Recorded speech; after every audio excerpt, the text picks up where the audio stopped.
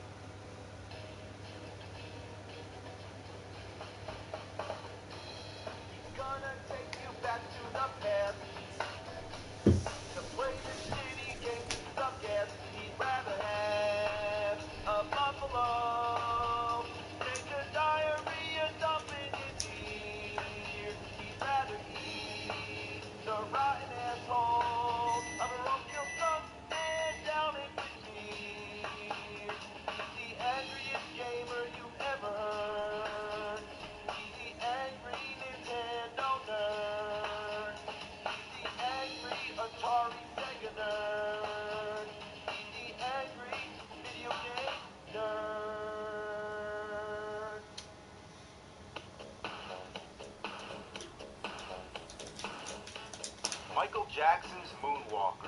Right off the bat, you want to laugh. I know you do. But think back to the 80s when everybody was into Michael Jackson.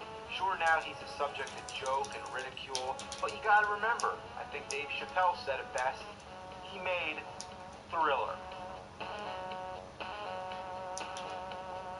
Thriller. Back then, there weren't too many video games where you could play as a celebrity, so that's why it was a big deal. It was based off the arcade game of the same name, which was based off the movie of the same name. It was one of the first games that attracted us to the new Sega Mega Drive, known as the Genesis in North America. NES players like myself looked on with envy when this sexy beast hit the scene. It was black, it was round, and it said 16-bit right on the front, like in your face, bitch! Moonwalker was one of the first Genesis games I ever played. At the time, I thought it was awesome. But other than the novelty of it being Michael Jackson, there wasn't really anything too special about it. The only question is, are you bad? Are you bad? Let's find out. Bad.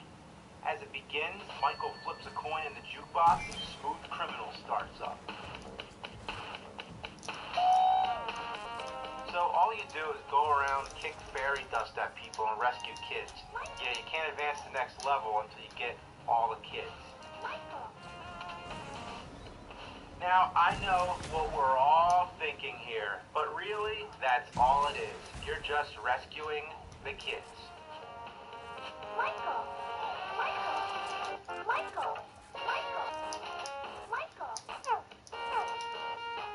But who are these kidnappers, and why are there so many kids? Why do they all look the same? And why do you have to open doors, look in windows, and spit bushes open to find them? Couldn't there be a better way? That's the main problem I have with this game, is how redundant it is. You can't skip any doors, because if you go through the whole stage and miss just one kid, you have to go back. And of course, you're not going to remember which door you didn't open, so you got to open them all again. You have no choice but to stop and check every single door, every single window, and leave no stone unturned, quite literally. Most of the later stages don't even follow a linear pattern. They don't go from left to right or top to bottom. They're all over the place. So you're always going to be confused which spots you already checked. There's one stage where you're checking cars, but often there's a bomb in the car that you can't avoid. You don't even need to get hit by the explosion. The bomb itself hurts you. Even if you check the same car twice, there's another bomb. You have no choice but to check every car. So the only way to avoid the bombs is if you played the game so many times that you can actually remember which cars have kids and which ones have bombs. I'm also not very fond of the kick, because if your enemies are shorter than you, it doesn't help. Like these spiders, or even these dogs. Such a bitch, literally. A lot of animal abuse in these games. There's a variety of special moves which are kind of cool. Michael can spin, throw his hat, grab his crotch.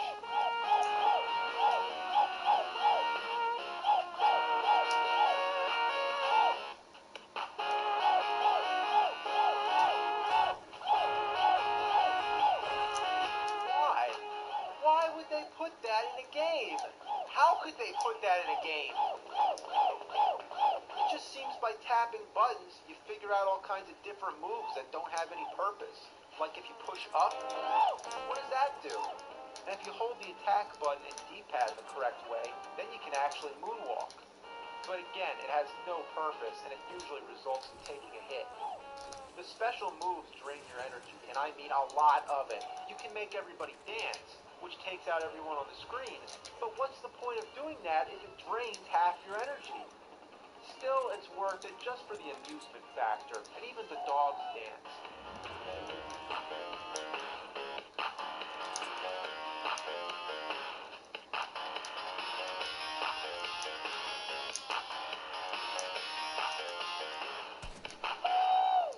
There's also an invincibility move, but let me tell you how this works. Every once in a while, a shooting star comes by. It's rare, but if you manage to act fast enough to touch it, this happens.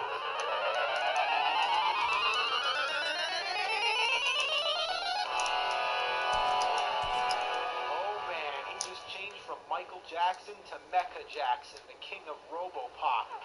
It's enough that you're invincible for a brief moment, but you can fly, you can shoot lasers, and you can scatter bombs all over. This is one of the most awesome things I've ever seen. Only problem, you can't rescue kids. I guess they don't respond too well to giant laser shooting robots. The navigation is a pain in the ass. In the cavern, you have to figure out that you can break the walls. If you didn't know that, you're kind of screwed. Every stage seems to have its own rules, but it's never self-explanatory. It took me a while to figure out that I needed to go down these sewers. At first, I thought they were just part of the scenery, because when you push down, nothing happens. You have to know to do the spin. Each stage, after you find all the kids, you have to fight a boss. But rather than the boss just simply appearing, Bubbles comes in and tells you where to go. So naturally, you just follow where he's pointing. But sometimes he points straight up or straight down, and you can't go that way. So you're never sure exactly where you're supposed to go. Finally, when you get to the spot, the boss appears, runs away, and then a bunch of bad guys come out you gotta fight. It's just like a little endurance round. But why can't this happen right after you find the last kid? Why does Bubbles have to lead the round? While this is happening, there's no enemies to fight.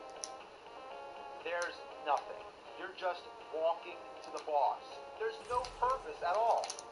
It's like in Simon's Quest when you're walking through Dracula's castle and there's no enemies or obstacles. You just walk down steps and keep on going until you get there.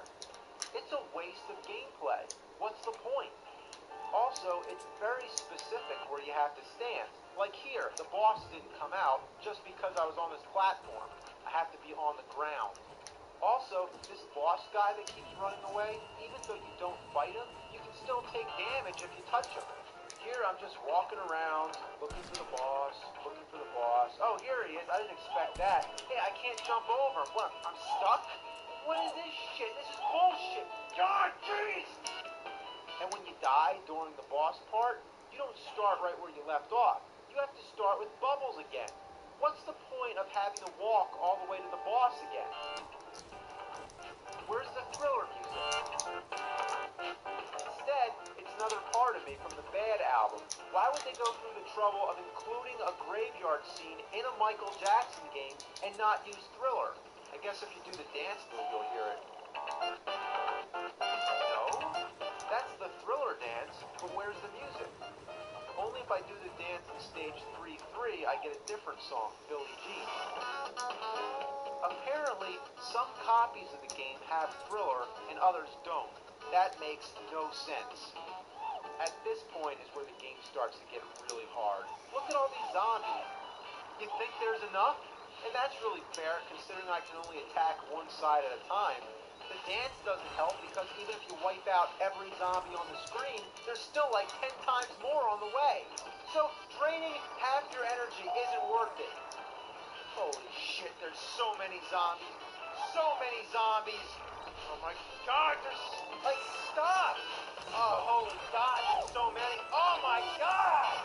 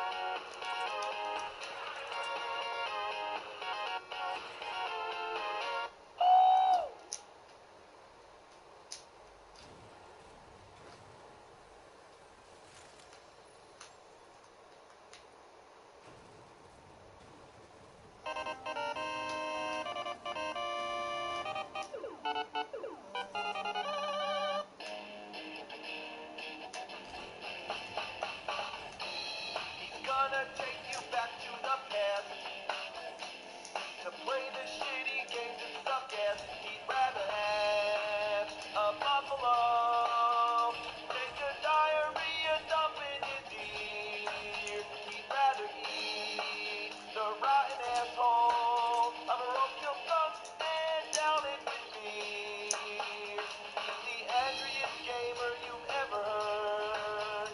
He's the angry Nintendo nerd. He's the angry Atari Sega nerd. He's the angry video game nerd.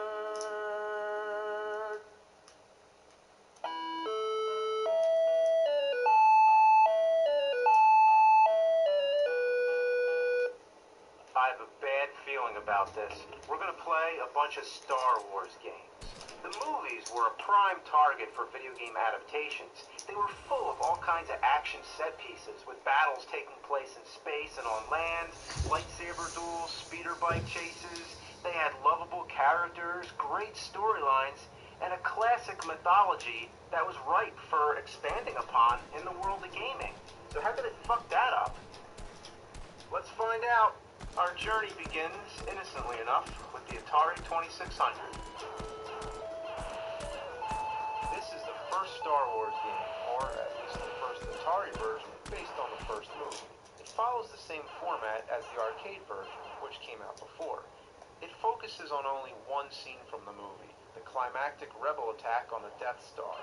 It's unimpressive, to say the least, but for the time, it was ambitious to try and create a 3D perspective. And besides, the Atari 2600 is well known for not being able to live up to the arcade standards of quality. The Empire Strikes Back, again, only borrowed from one scene, the fight against the Imperial Walkers on the planet Hoth. Unlike the other game, this follows the two-dimensional side-scrolling format, similar to games like Defender. All you do is shoot down an infinite army of walkers while avoiding their laser beams. Did that blast just come from its ass? Are these walkers, or are these dogs shitting out airborne turds? They take a lot of hits. You just keep shooting them until they change different colors and eventually explode. The control is fluent. The longer you drive the joystick, the more momentum your ship gains. Return of the Jedi focuses on the second Death Star battle. It figures out of all the scenes they could have chosen, they go with the space scene. You know why? Because Atari loves space. The best way to describe Atari in a nutshell is spaceship shoot laser, boom, that's it. Just the amount of games that begin with the word star is overwhelming. Or damn, space. What was this, the fucking space age of gaming? If this game wasn't called Star Wars, it would just seem like any other Atari game. The controls are similar to the classic Asteroids. Even though I said they picked the space scene, there actually was another Return of the Jedi game that focused on the Ewok stage. That's one way to make more money, split them up into two different games. However, the Ewok game was never released. The object is to get closer to the Death Star so you can destroy it. But unfortunately, there's a giant dance floor in space stretching out for infinite light years. You have to wait for a hole to appear, go in the hole, and now you can gauge the Death Star. Going with the dance theme, I think this would be a better game if you were trying to destroy a giant disco ball. Yeah, the storyline is that disco is coming back, and you gotta stop it. It will be called Disco Fuck Yourself, but now I'm just thinking out loud. So you keep shooting away at the Death Star, blasting away all the pieces, hoping that you can make all the pieces go away before all your brain cells do the same. Once you have a clear shot for the center, it's time to go boom. It's gonna go boom. This is Atari, I know. It's gonna go boom. Boom! There's another game called Jedi Arena. It's supposed to be based on the scene in Star Wars A New Hope, where Luke is training with that flying metal orb thing. So you're waving your lightsaber back and forth, deflecting electric charges. I guess the idea is to deflect them to the other player or the computer. The best way I can describe this, it feels sort of like playing pinball when the ball is stuck somewhere and you just keep jamming the flippers back and forth in vain. There you have the Atari Star Wars games. Not so good, but it's Atari, so it's excusable. But now we're moving on to the Famicom. This game was only released in Japan. It never came out on the NES. You know that could mean one of two things. Either it was the only good one, or the worst of all. Let's see. The cutscenes are promising enough, until you get to the gameplay. Luke has black hair, even though it's blonde in the cutscenes. Oh, never mind. Let's get on with it. I'm dead. Already. All it takes is one hit. Couldn't there be a life bar? Oh, this lightsaber sucks. It goes right through the enemies. You can only hit them when they're really close.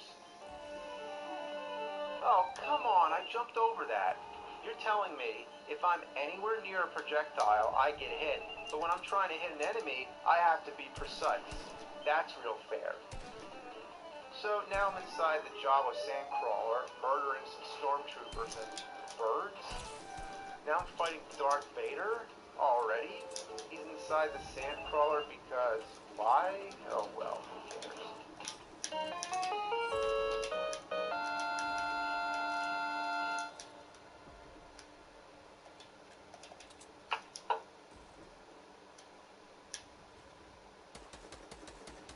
Did that happen in the movie? Did that happen in any of the movies? Did Darth Vader say to Luke, "I am your father, and I am also a fucking scorpion"? No, it's not true.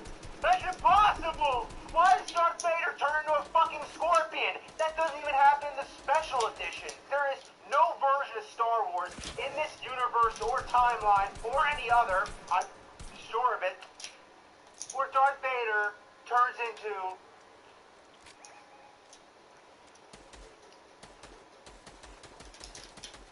a fucking scorpion. I need a beer. Hey, where's my beer droid? Hey! Come on, bring me a beer. Yeah, it's my beer droid. Hey.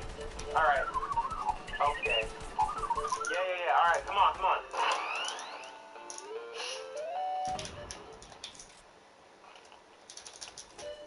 The next stage, you're in the land speeder mowing down stormtroopers. Well, this is easy. The stormtroopers can't even harm you with their laser blasts. If you hit a wall, you lose the land speeder. But other than that, you're invincible. Okay, so I guess he's going into the Mos Eisley bar. That's the famous scene in the movie where Luke meets But one thing I didn't know was that they allow land speeders in the bar. What, does Luke just crash his way in?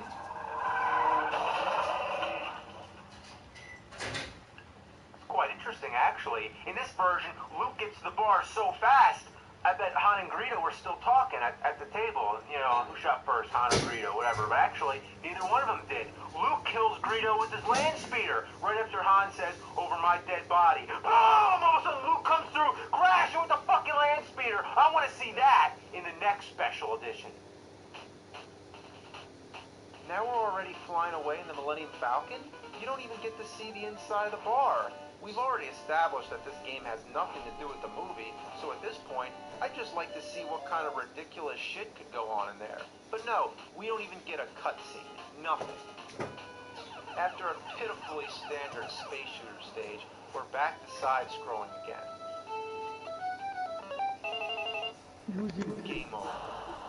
Is that Darth Vader breathing? Or is that the sound of the ocean? Now I start from the beginning. Yep, it's one of those games. No continues, 3 lives, 1-hit deaths. Simple as that. You make 3 mistakes, you go all the way back to the beginning. There's little in the way of 1-ups. No password system, and no stage select code. Doesn't matter how far you get, if you die, you're doing it all over. Even on the novice setting, it's still hard. The odds of successfully navigating through this miserable fuck heap is 3,720 to 1. There's certain Jedi powers you can use to help yourself through, but you only get these for a limited time. The only way to progress is through trial and error. You need to familiarize yourself with the layout. Like here, I thought I could jump down that waterfall, but nope, that's the wrong way. Each time I play this, I progress a little farther than the last. But if only I didn't have to keep playing the earlier stages over and over again. After the 20th fucking time, I'm burned out. This is worse than a piece of shit. It's a whole shit. The NES got a different Star Wars game. Hold on, no LJN? It's a movie-based game, it's on Nintendo, and it wasn't made by LJN? Then it might have a chance. It starts out with a shitty driving stage. It would be nice if you could just point the speeder in the direction you want to go, but it has to have that backwards-ass control, like Roger Rabbit and Dick Tracy. I hate that shit. It also happens to be one of those where the fuck do I go kind of games. If you haven't played the game before, you can spend hours searching for the right place. The first time, I had no clue I'm supposed to go straight to the sandcrawler to find R2-D2. Once inside, it turns into a side-scroller. Luckily, it's a huge improvement over the Japanese version. The controls are more fluent, and you actually have a life bar. Thank God. It still manages to be a very difficult game. One thing that's kind of annoying, if you fall from too great a height, you take damage. Does that happen in Super Mario Brothers? No, it doesn't.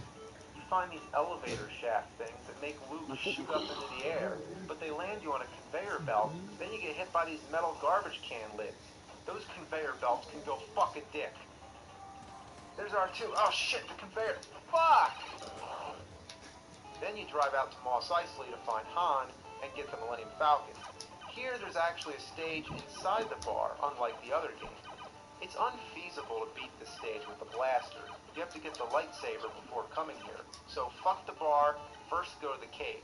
Yeah, it's some cave where Obi-Wan gives Luke the lightsaber.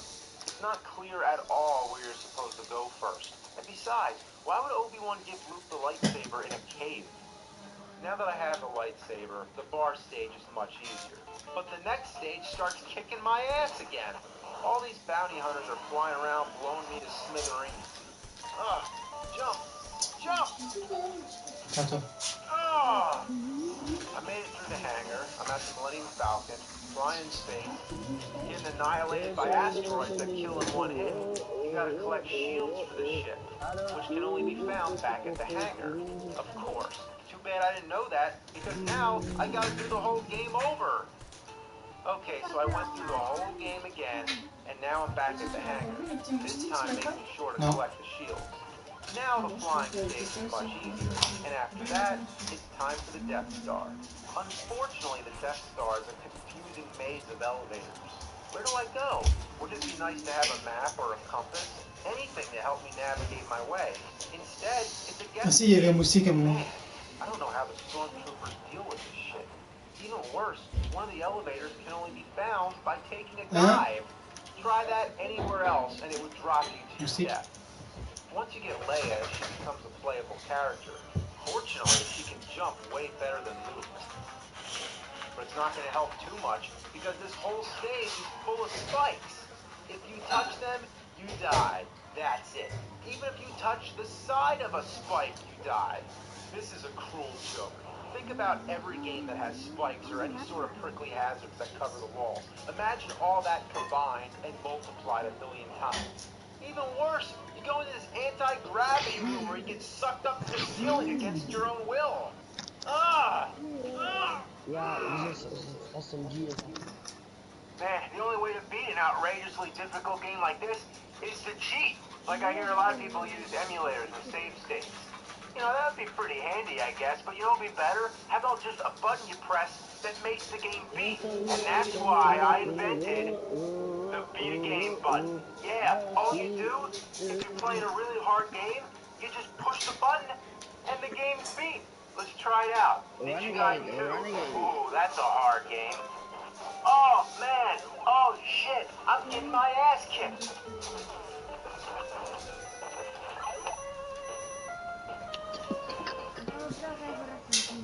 Wat zie ik? Legend of Zelda.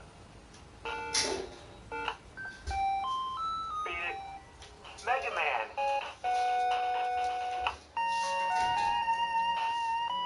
Beat it. You never thought you'd beat a hard game like that. Not without the beat a game button. All right, all you games, consider your ass beat.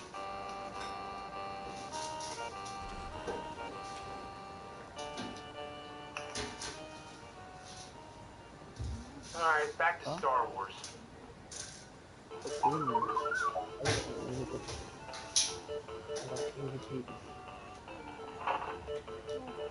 Rusty hunk of junk.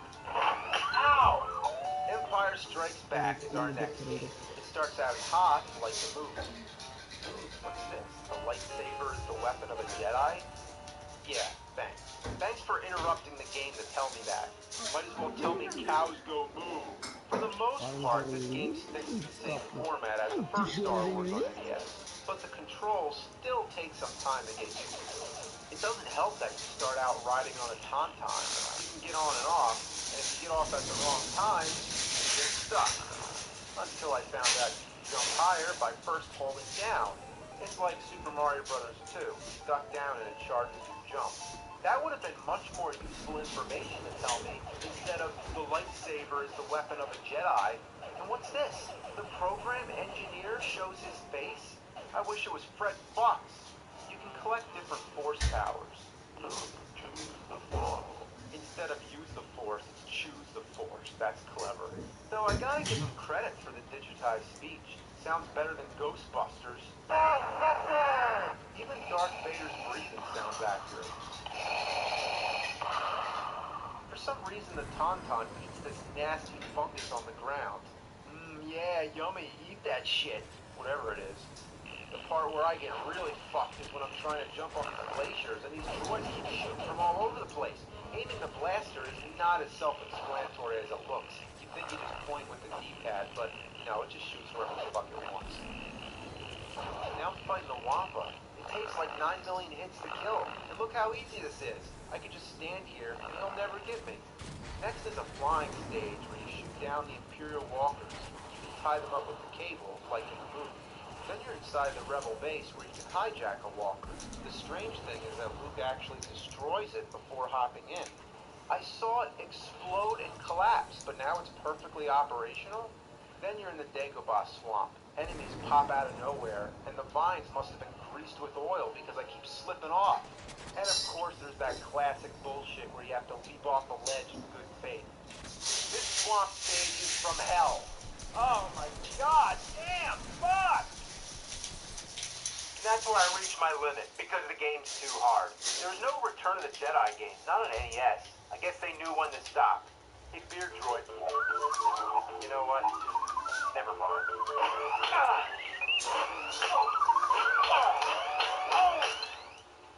To be fair, the NES games aren't that bad. They have decent graphics, music, and are somewhat faithful to the movies. If it hadn't been for insane difficulty, I wouldn't shake two shits at it. The difficult nature of the Star Wars games was like a tradition that carried into the 16-bit era. On the SNES, there was the whole trilogy, and the force is strong with these ones. These were called the Super Star Wars games, rightfully so. From the beginning, they look and sound just like the movies, although on the main menu screen of the first game, Mark Hamill's face is a little messed up. They follow the movies well and take liberties only when necessary. You'll recognize all the famous scenes from the Hoth battle to the duel with Vader. You even get to play as the appropriate character for each stage. Luke, Han Solo, Leia, Chewie, and even Wicket the Ewok. There's a nice variety of side-scrolling stages, 3D flying stages, 2D flying stages, and POV flying stages. The voices are great too. You order not.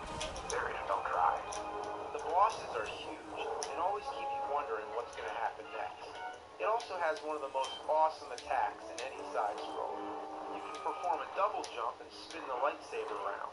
I find myself using this move all the time. Interesting to note that in the newer Star Wars movies, you see the Jedi doing this kind of thing more often. Sometimes the action is so intense, it's like blast processing. Oh no, Chewie's going nuts! Chewie's going nuts! The only downside is that it is extremely difficult. Even on the easy setting, these games are relentless. In the first game, there's this land speeder stage where you're going around crashing into piles of shit. A series of tricky platforms that require some lucky jumps, false jumps that lead to nowhere, enemies that take way more hits than necessary. Come on, fucking die. Power-ups that come way later than needed. Descending platforms that make you think you're going somewhere, but take you into lava with no warning. Enemies that freeze you over and over. And boss battles that go on for an eternity. Why do all these bosses have such long life bars?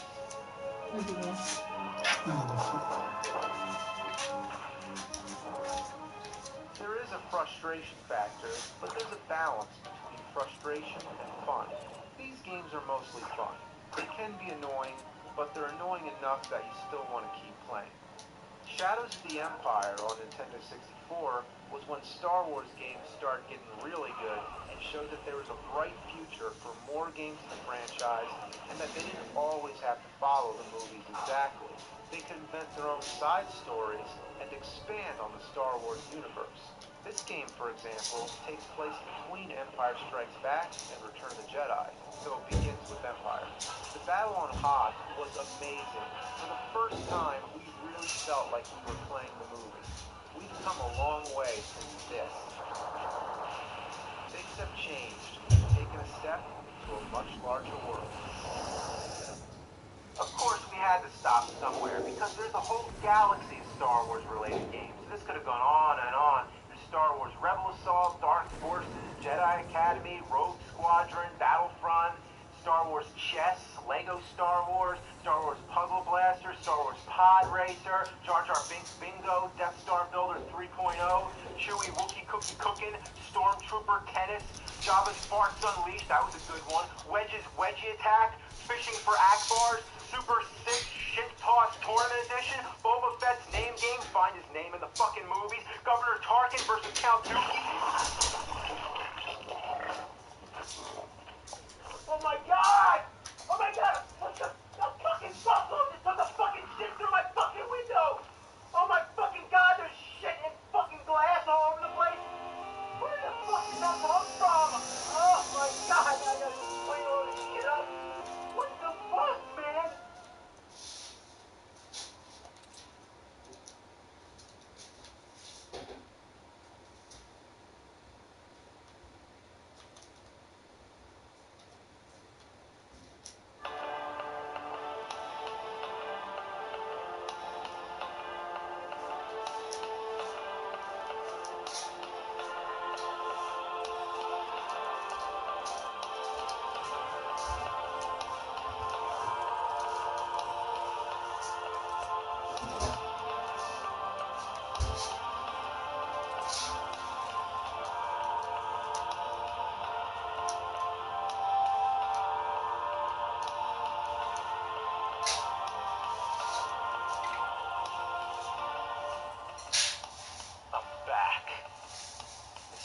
Schwarzenegger in The Expendables 2. I can't wait to see that.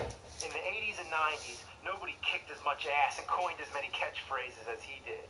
And now that he's coming back to do a little more acting, I think it's an appropriate time to look at some NES games based on his movies. NES, a console so influential in the side-scrolling action genre. Now pair that with one of the biggest action movie stars, and you have a match made in heaven. How could you go wrong? I don't know. Take this game, for example, Total Recall. I remember my first time playing it as a kid. It was a Friday night. My homework was all done. My mom took me to the video store. I read this game. I took it home, man. I played it, and it just fucking pissed me off and ruined my whole goddamn weekend!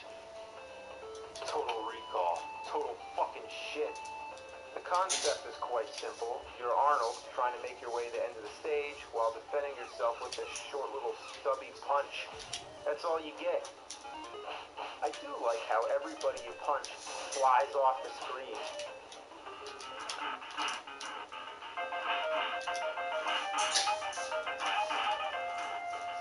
You know what I hate? You'll be running past an alleyway and some random asshead pulls you in. Now you gotta fight these bastards, half your height steps who jump all over the place. Get back here, you fucknut! Then there's this part with these mysterious holes with things coming out. Now I know who we're all thinking of.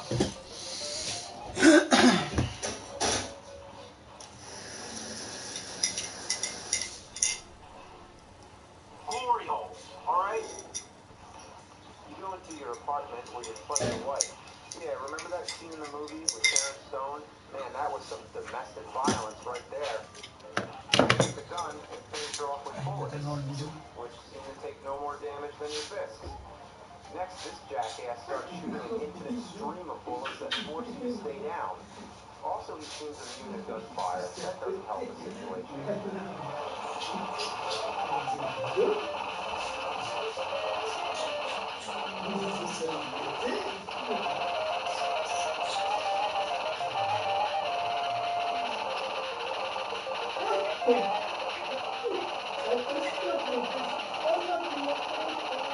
Great, I like what they did here. Good one. Well, I found out he can't die. You're supposed to run for the door. If you can gun down your wife fast enough, you could potentially do it before this cockpit shows up. Come to think of it, just realized you're playing an NES game where you shoot your wife. I can see that going over well with the parents. Hey son, what are you playing? I'm playing Nintendo. Oh, that's nice. Yeah, I just shot my wife. You know what? This X-ray stage is awesome. And I do appreciate how they tried to follow the movie. With a cerebral plot like Total Recall, that's not such an easy adaptation to make. There's so many scenes from that movie that left an impression on me since I was a kid. It was one of the first R-rated movies I've ever seen. I remember the alien with the 3 tits and the guy coming out of his stomach and the eyeballs popping out of the surface of Mars and Arnold trying to rip that tracking device out through his nose. If you're expecting to see any of that in the game, then you're just out of your mind. Why are there balls and chains falling in the alleys? Why are you beating up on homeless people? Why are the dogs hanging on me like a turd stuck to a poodle's ass? Get it off! The best part of the game is when you go into a movie theater and watch the movie that the game is based on. It's just a credit crawl for all the game designers to laugh in your face. I miss Fred Fox. Wouldn't that be a better game if you just go into a theater and watch the movie instead? I've already talked about the Terminator games, and they suffered the same fate. The first Terminator had some of the worst controls in existence. The only way to fire the gun is to crouch into the stun mode, and jumping around required extreme accuracy. The second game was a monotonous Buzzmaster, where enemies take 1,000 punches, and there were platforms you can't jump on, like some kind of prank. Still holding out for that awesome 8-bit Schwarzenegger game. Next I'm going to try Last Action Hero, because they can't all be bad, right?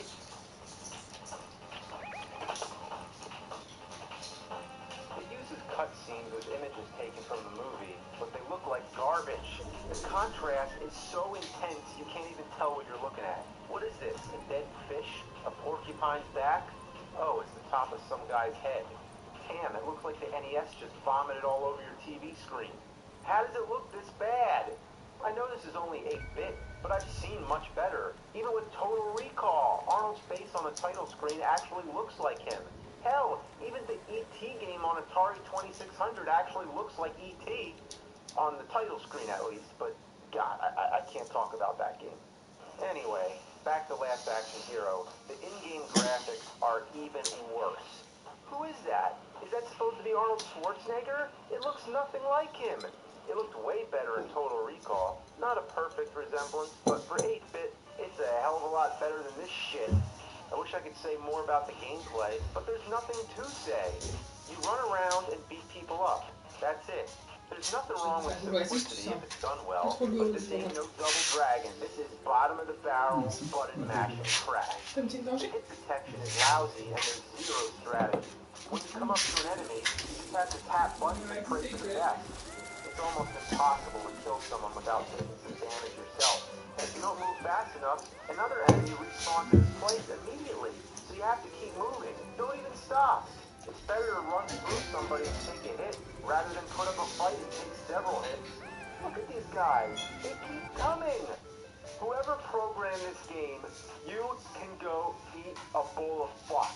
I think it was made by the Assholians from the planet Ass. You know what else I hate? When you pause the game, the music doesn't stop. Seems trivial, but that's really a pet peeve of mine. I'm really starting to appreciate the Total Recall game. At least it had more variety. Sure, the stages look different, and it's nice that they all come from the not just lunatic's imagination. They even include the Hamlet dream sequence, but that's not real variety. It's just a change in the look and design, and not in the way the game is actually played. End of story. Last Action Hero sucks a dick. It's not going well at all. We gotta find a good Schwarzenegger game, or else it's gonna be a great stain on the pages of gaming history. Conan, or Conan, whichever you prefer. This one, I don't know how fuck up.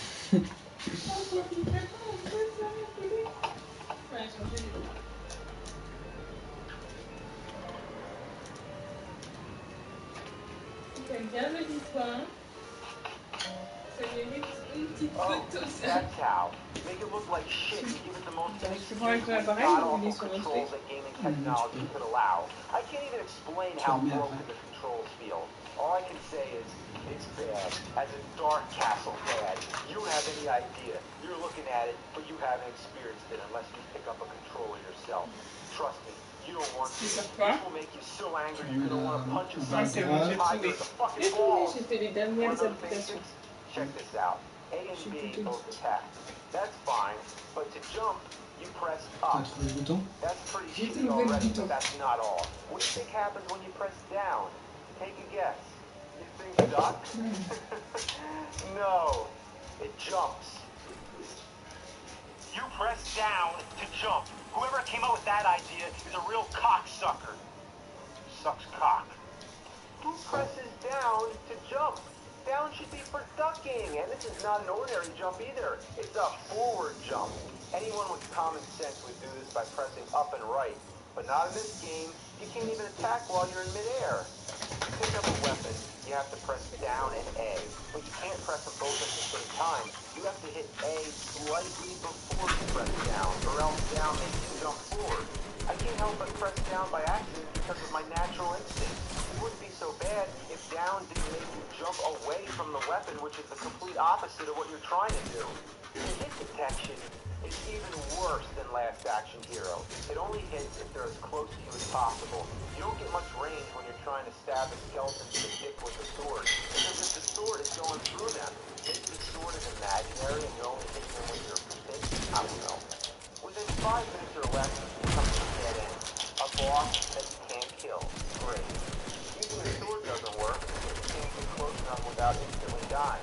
The fireballs would be great theoretically because it's a projectile weapon, but there's no feasible spot to throw them. You can't throw them while jumping, and if you stand still, you're too low to hit the boss. Imagine having bought this game for $50 and getting stuck in the first 5 minutes. Thanks to the internet, I was able to find that you're supposed to kill the boss with a pitchfork. You get the pitchfork from a devil that only appears if you get the sword and cut down a hanging skeleton, which I assumed was there for decoration. Fuck you and your cryptic bullshit.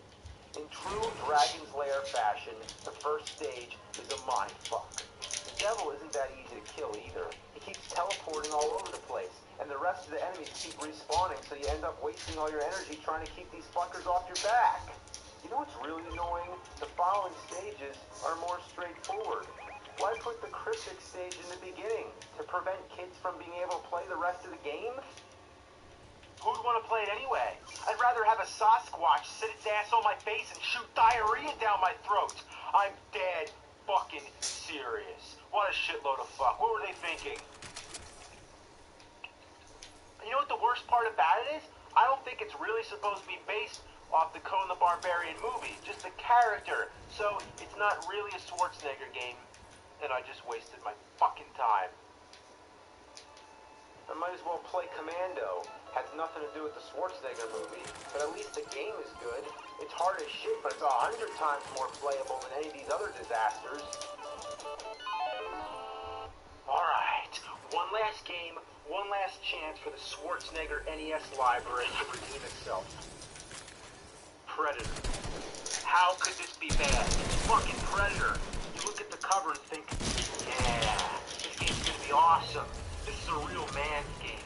This game will turn you into a sexual tyrannosaur. Like me.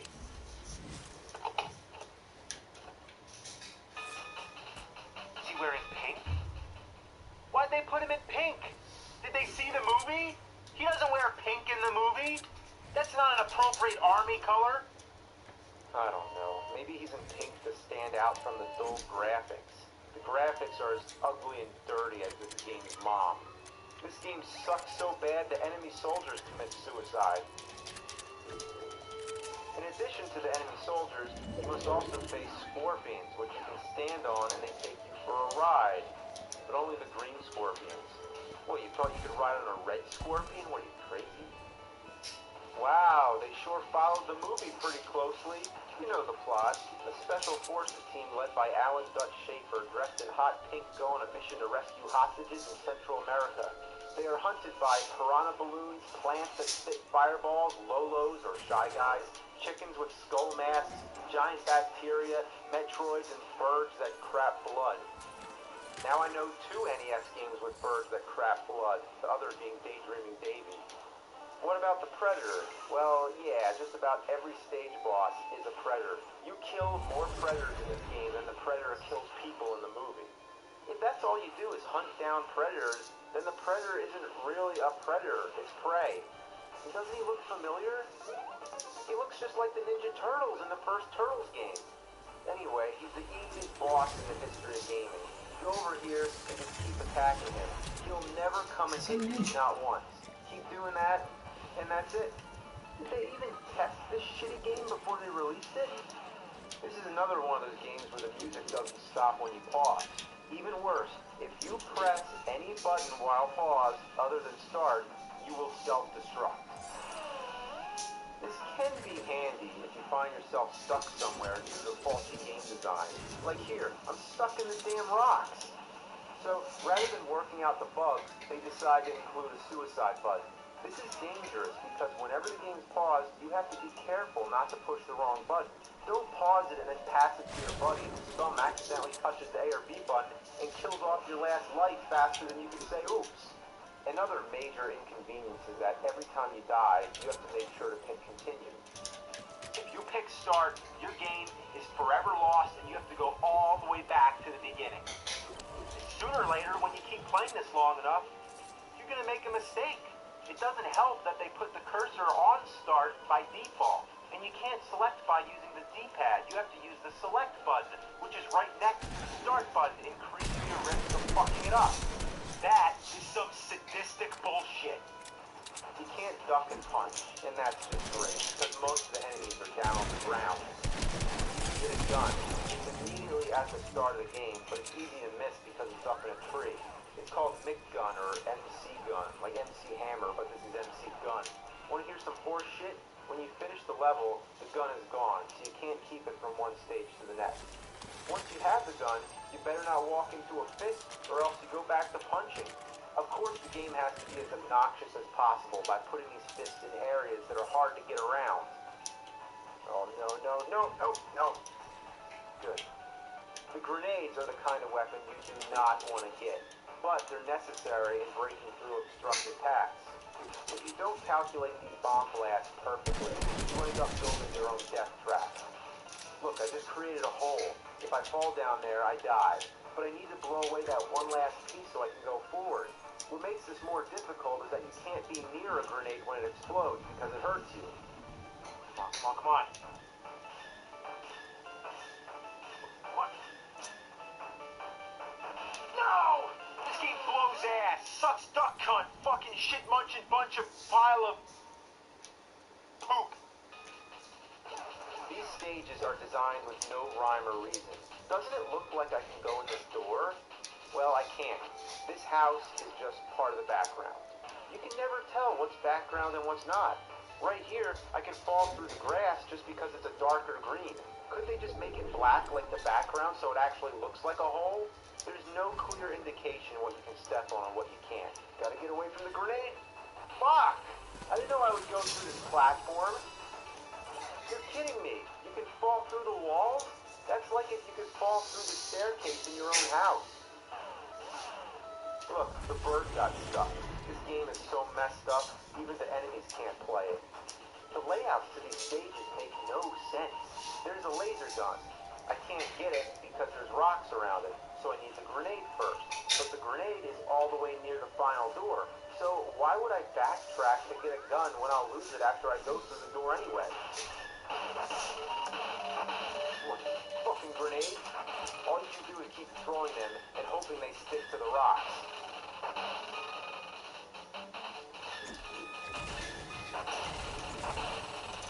Come on, you piece of shit!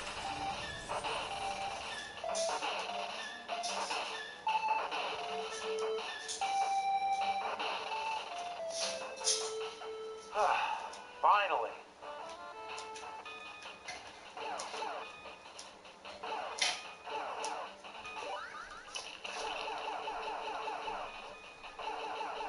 You gotta be kidding me. All of a sudden, it looks like I'm playing a completely different game.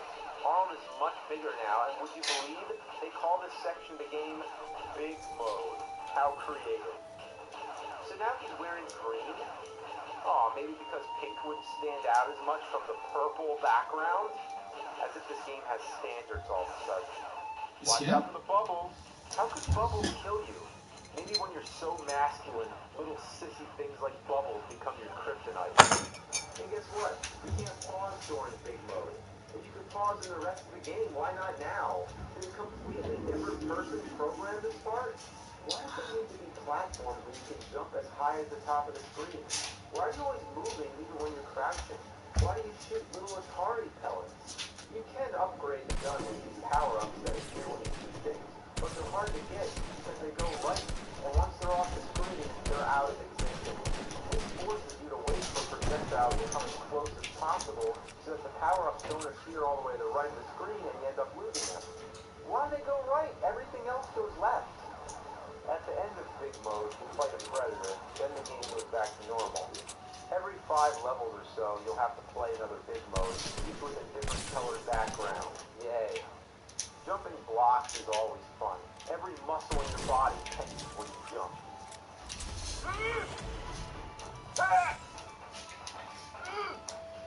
I don't want to overshoot it. I don't want to overshoot it. I'm just trying to be careful. Ah! Oh no, I gotta bomb all this shit? And avoid projectiles at the same time? This is some intense shit. Come on. Almost there. Almost there. Come on. Ah! Alright, come on. Come on, come on, come on. Oops, I hit start. I hit start. I gotta go all the way back to the beginning.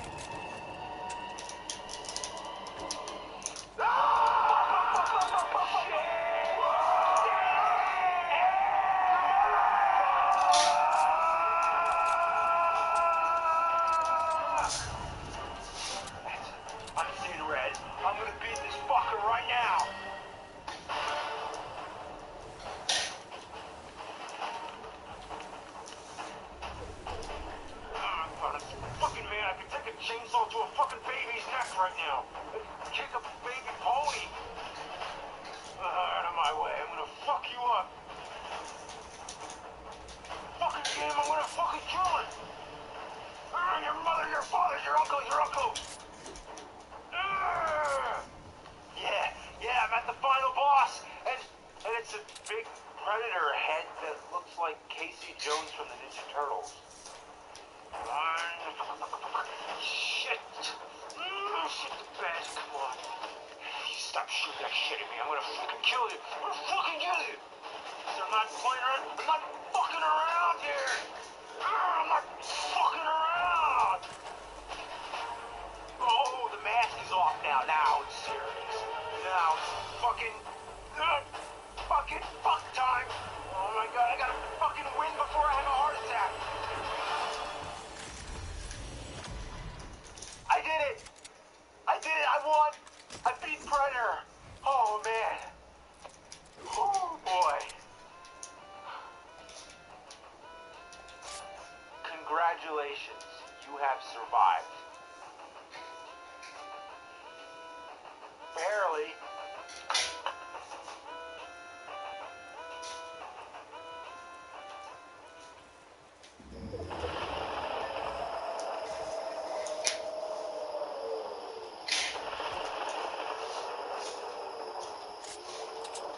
Happy Halloween.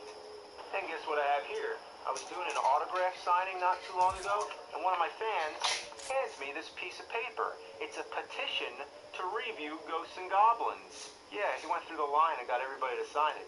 Now, what's there to say about Ghosts and Goblins? Well, it's not a bad game. It's made by Capcom, so how could it?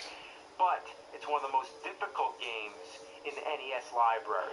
This game is harder than fossilized Triceratops turds. I'm talking Mega Man combined with Castlevania, that kind of hard. Games this ruthless and unforgiving should be illegal. And I've never gotten a petition to review any other game. That's a true testament to its infamous legacy and the eternal frustration that scarred us all since childhood. I remember my first time playing it. I got it for my birthday, the same day I got my NES.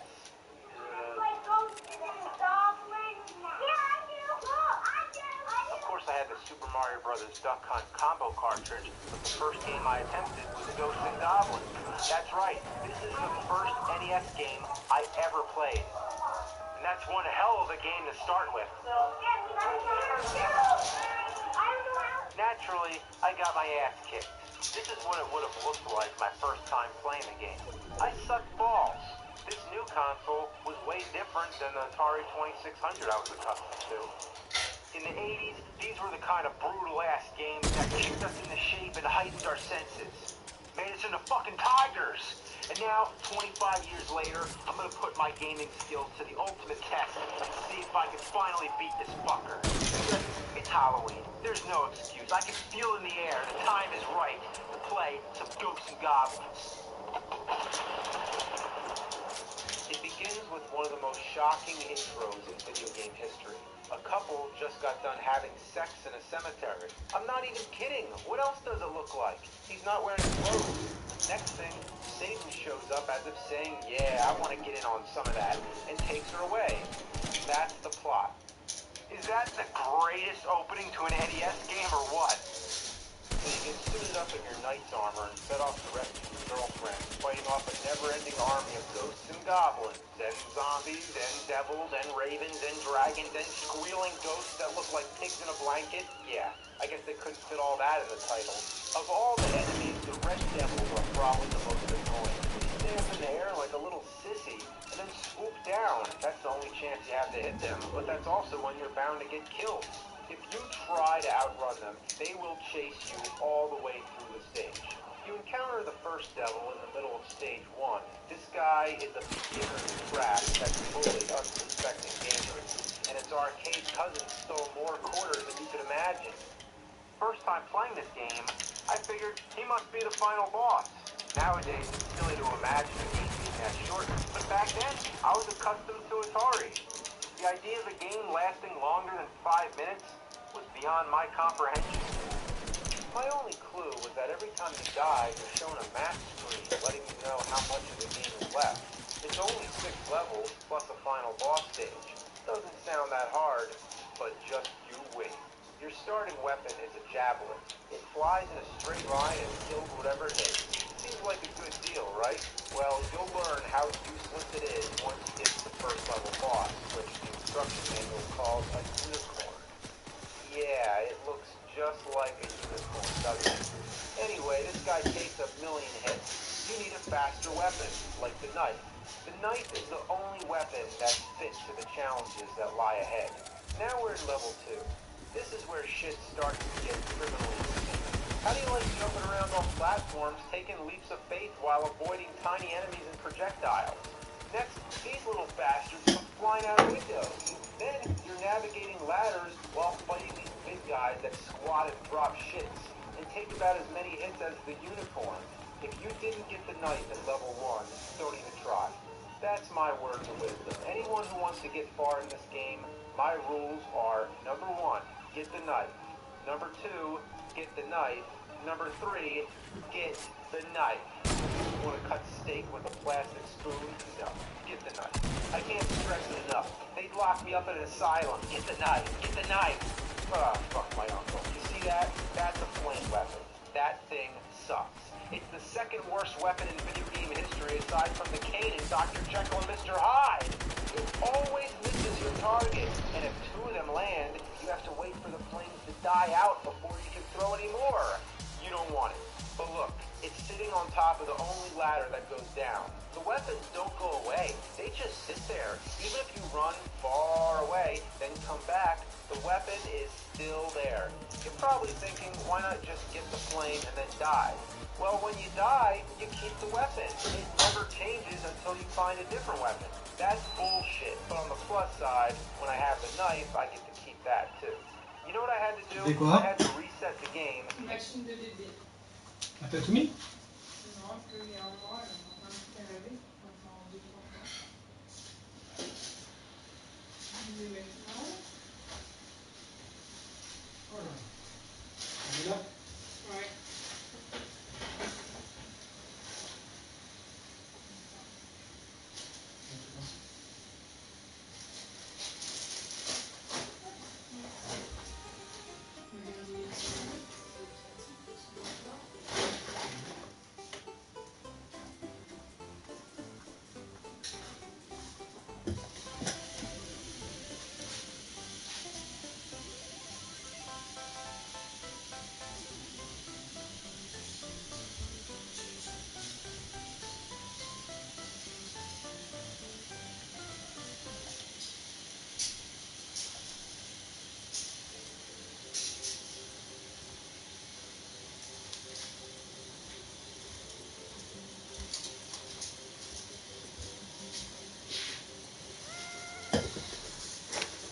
Knife in level 1 all over again.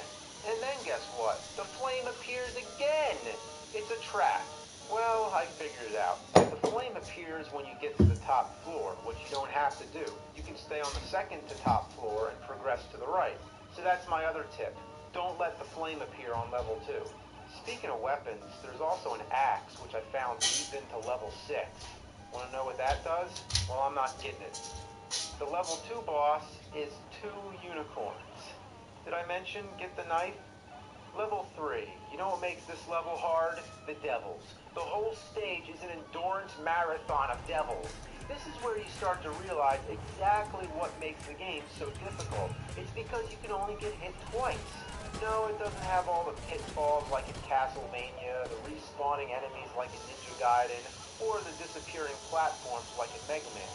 But imagine playing any of those games without a fucking life bar. In Ghosts and Goblins, first time you get hit, you lose your armor. Second time, you lose your skin. And that's it. It's as if they programmed the game and then said, you know what, it needs an expert setting. And then they programmed it, but forgot to add it in the menus. It's a theory, but it's the best guess I could come up with. Why else would they make the game so fucking hard? Well, one fair thing I can say is that there's no game over. Well, technically there is. It says game over when you die 3 times, but there's unlimited continues, and it always puts you back at the checkpoint where you left off. So the game's incredibly fair when it comes to that. but it's so relentlessly hard it almost doesn't matter anyway. There's actually a glitch I found out where you hit the devil when he's just barely off screen, then run away. Wait like 5 seconds, come back, and he's gone. Yeah, how do you like that, you fucking game? It's cheating, but for a game like this, I don't feel bad about it. Now I actually have a chance against the dragon boss.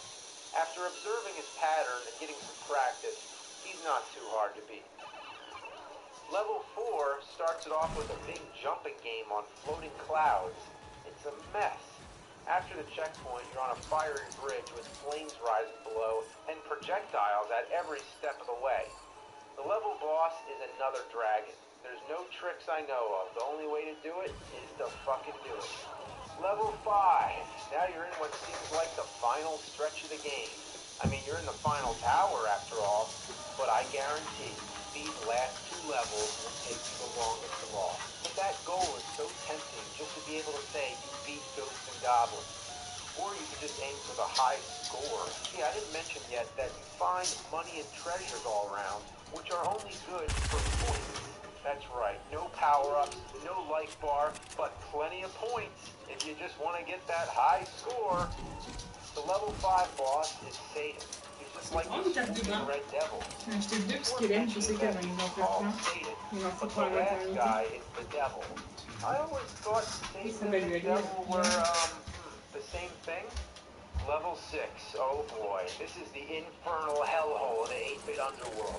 There's nothing more synonymous with hell, eternal damnation, fire and brimstone than level 6 Ghosts and Goblins. This will make you curse the day you ever picked up an NES controller. Your body will shake, your hands will be sweating all over the controller, your heart will be racing out of control, you'll forget to breathe, and your eyes will be burning from not blinking. These are all common symptoms of NES fever. You get it from playing games like Ninja Turtles, Street Fighter 2010, the Famicom Transformers, and this one. First, kill the unicorn. By now, you should be good at it. Then, kill the dragon. He's an asshole anyway. Then a shield drops down. No, it's not some power-up. It's a weapon. That's right, a shield is a fucking weapon. In other words, you don't want it. Right? Next is one of the most frustrating moments of the whole game. A big guy wanders back and forth. If you go up the ladder, he kills you. The only thing you can do is wait for him to go away from the ladder, I mean far away, and there's no pattern. You lure him towards one side, but for the most part, he just wanders around as he feels like it. I've actually ran out the timer waiting for this guy. Yes, there's a time limit, as if the game isn't hard enough. Once you do make it to the top of the ladder, you're in a real bad spot. One step to the left triggers a skeleton, and one step to the right triggers the red devil. You do not want to wake that guy up. You can even wake him up by throwing a knife in his direction. That means if the big guy is to the right, you have to count off exactly 10 hits. If you throw one extra knife, you'll hit the devil, he'll wake up, and then it's game over.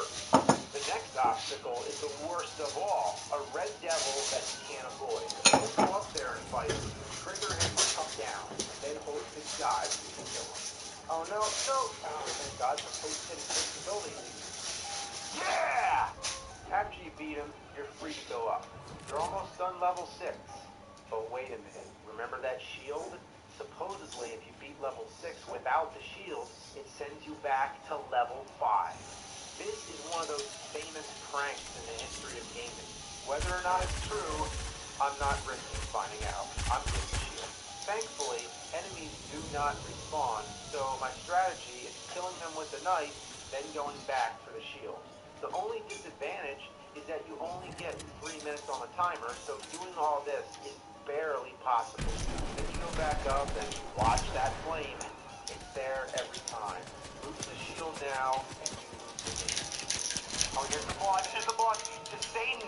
It's another Satan. Well, the shield has a short range. Because it's blocking projectiles. Yes!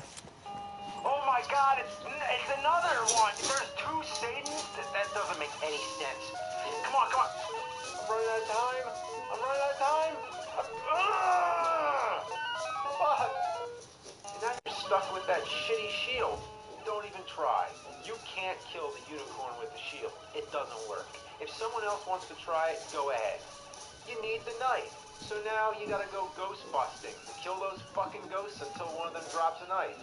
Again, it's at pure random, so expect to run the timer out a few times. And by this point, those annoying squeals the ghosts make will nearly drive you to break the fucking TV screen.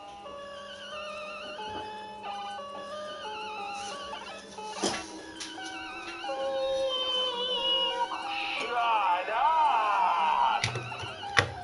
Finally, when you get the knife back, you try the level again. Come on, I'm gonna do it. Ah, fuck! What are you laughing at? You know that feeling you get when you almost beat the level and you want another shot right away? You have that adrenaline going and you want to start again immediately? Well, you can't. You gotta go wait for the fucking knife to come back. So you'll never get 2 tries in a row. You know what? I'm sick of it. I've been playing this fucking game since the 80s. I gotta beat it. I need closure on this. I need to end this chapter on my life. This chapter of not beating ghosts and goblins. I did it! I beat 2 Satans in my underwear. Final boss, the devil. Note how I'm walking backwards, so it's now in one-on-one fighting mode. Kind of like a certain other Capcom game. Ah! Come on! My mother throws me in a fireball from that. You know what? I don't try to be cocky or anything, but who's a man? I just beat one of the hardest games of all time. I bet you didn't think I could really do it, but I got this, man. I got this by the ass! This room is an illusion, and it's a trap to devise it by Satan. Go ahead dauntlessly. Make rapid progress. What's your name?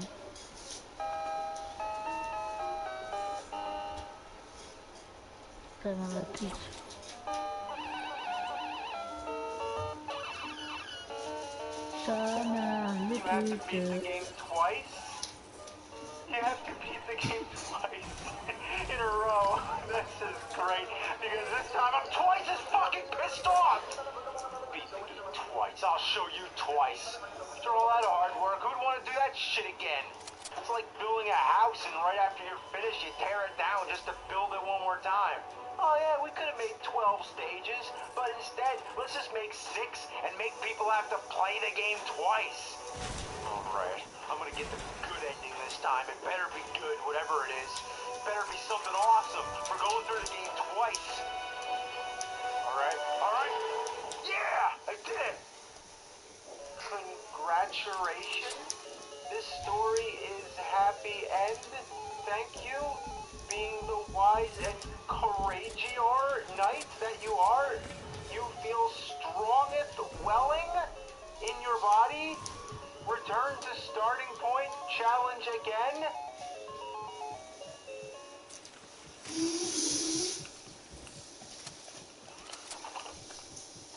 Curse, goddammit! I used up all my fuck points during the last 107 episodes. I don't have anything new. I gotta rely on the old tricks. Alright, let's try the cluster F-bombs. Fuck this fucking piece of shit fucker game. Gotta go for the precision F-strike. Oh wow, this game lures you in with its appealing gameplay and charming atmosphere, and then bends you over and fucks you to hell! Alright, learn how some wordplay, alliteration, feast on some fried fuck farts, assonance. What's up, you dumb fuck tumble mother humping muppet fuckers, uncle? Rhymes. Suck on this muck, you bottom up fucked up, Mandarin duck. Alright, when all else fails, it's time for the atomic F-bomb.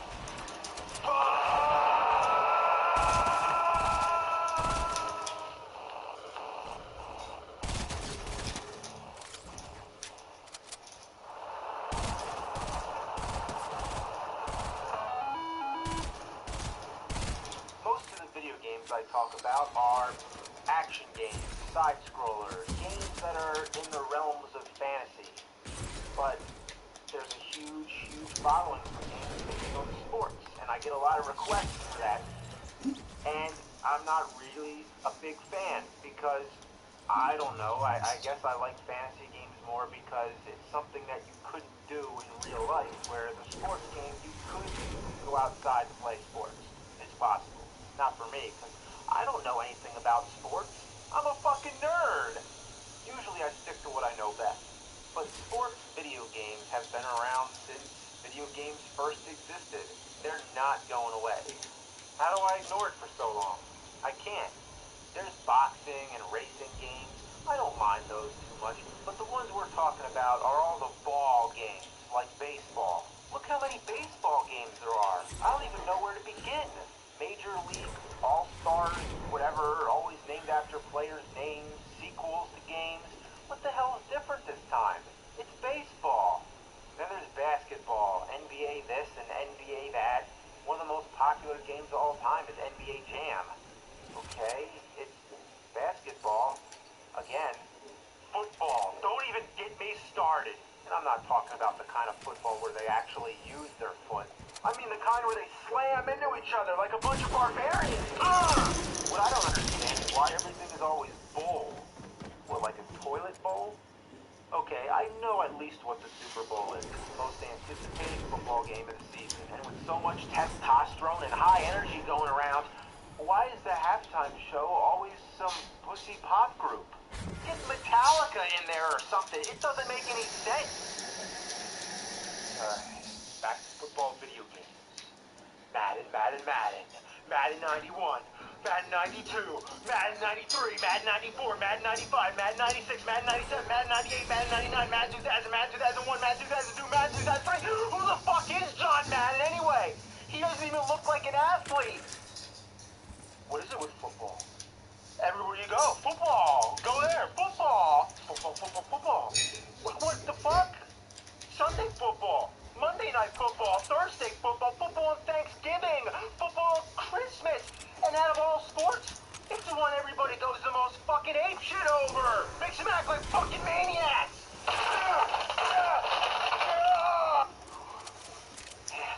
I gotta calm down. Alright, if I'm gonna play some sports games, I gotta start with the Atari 2600. Yeah, this is when sports games were fucking sports games. Look at these titles. Baseball, basketball, football, not this Madden shit. Just plain ass normal, everyday, no question about it, no NFL, no year, not named after a player, not named after a coach, not named after the referee's pet goldfish, no quarterback, dimeback, nickelback, simple, ordinary, unembellished, unmistakable, crystal clear, as frank as Frankenstein, as blunt as an atom bomb, one compound word, it's motherfucking goddamn sons of bitchin' fucking football!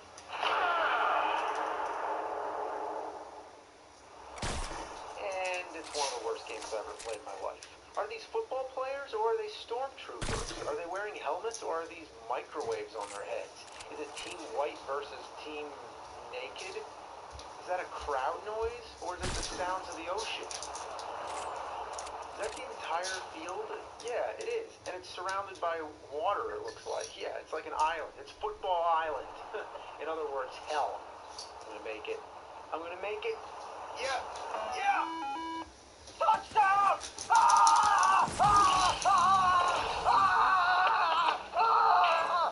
To be fair, football games had to start somewhere. In real sports football and Super Challenge football, the players look more like people, and the screen scrolls. In Super Football, there's a 3D perspective. Pretty ambitious for the Atari 2600. I'd say play this one. Or the latest Madden. Basketball. Now this is some great stuff. What is this? Purple man can't jump? I love that you're dribbling a square ball. That's right, this was before circles were invented. I like how the players are constantly stomping around like Les Claypool or Angus Young, or perhaps like a dog getting its belly scratched. Oh, look at this. Yeah, you can't do that in NBA Jam. You can actually keep playing after the timer runs out. This is a pretty fun game for what it is, but there's simple things they couldn't get right. If you select one player, you get the two-player mode, and if you select two players, you get the one-player mode. I'm not kidding. When it comes to baseball games, there's a handful of them, like home run. Even though I know nothing about sports, I can tell you one thing. There's only one pitcher in baseball! What the hell's going on here? They eat the other players, in the same way that Pac-Man eats the ghosts. Super Challenge Baseball is slightly advanced. By slightly, I mean it's like a bunch of restroom signs got loose and started playing a game of baseball. The batter is sort of like a letter G that's been stepped on or something. Nobody has a neck, and they balance the balls on their head. But hey, it looks better than the other game, and graphics don't matter much if the game plays well. And this one does not. It's shit. I can't figure out how to control the other players. And it's Atari. There's not too many buttons to try. Have you ever seen a game of baseball where the catcher runs out to get the ball? By the time he gets it, the batter has already run to first base, had a cup of coffee, and watched the whole Godfather trilogy. Then I tried throwing the ball back to the pitcher, but it keeps going through him. What am I supposed to do to continue the game? I guess I gotta go downstairs to home plate. Real sports baseball is even more advanced, but the sound effects are awful. Listen. That is the sound of all-encompassing negativity. Really, what's it supposed to be? The sound of the bat cutting through space and time? Why is the batter naked? I'm not trying to be funny. He is naked. You can see all the other players wearing shirts and pants. The batter is naked, and they gave him a dick. Maybe it's the knee, but then where's the other knee? It's a dick. The batter is naked. Concluded. Ice hockey. It's somewhat playable. This is a little bit of an economic version of hockey. They can only get 2 sticks, so when the player passes the puck to his teammate, they have to pass the stick too. Real sports volleyball. Your teammate is your mirror double and can only copy your every move. When you bend over, you look like a harp. The sound of the ocean is like an atom bomb going off. The net is like nunchucks, and the sun is like Pac-Man with his mouth shut. In fact, it is. Fun game though, very intuitive and playable. Boxing. What is this? Geodude fighting Mr. Game & Watch in the middle of a baseball field? I gotta admit, I was pretty confused looking at this until I figured out that it's an overhead view. All along I thought they were crabs or something. This is hilarious. Too bad there's no fall down graphic, because then we could have seen their whole body. Let's step it up with the real sports boxing. As the title suggests, this is the real version. Graphics are way advanced, even though you can see through the outlines on their arms, and when they get knocked down, they look like they've been squashed by a steamroller. They punch each other so hard, the sounds of their impacts resonate like a cannon blast.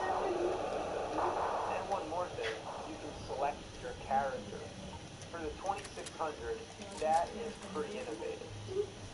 Tennis. Playable, yes. Graphically advanced, no. Is that a net or is it a wall? Could they not make a simple grid?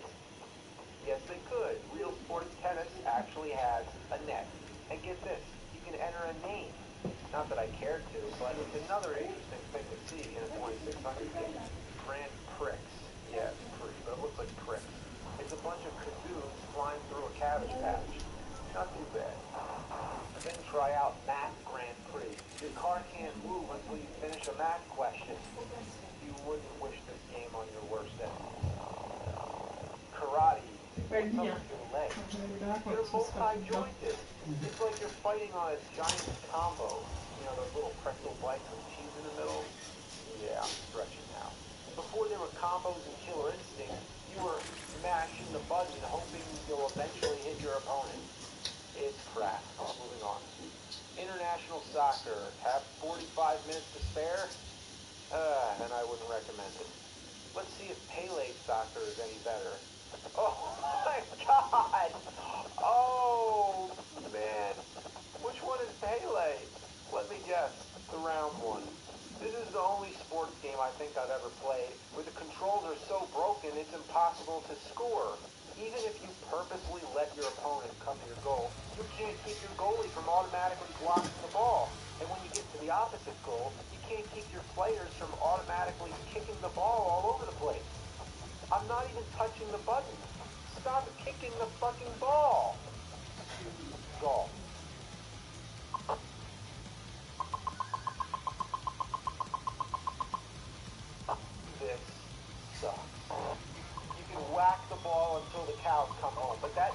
not going anywhere you want it to. Every time I try to hit it, it goes straight up or down.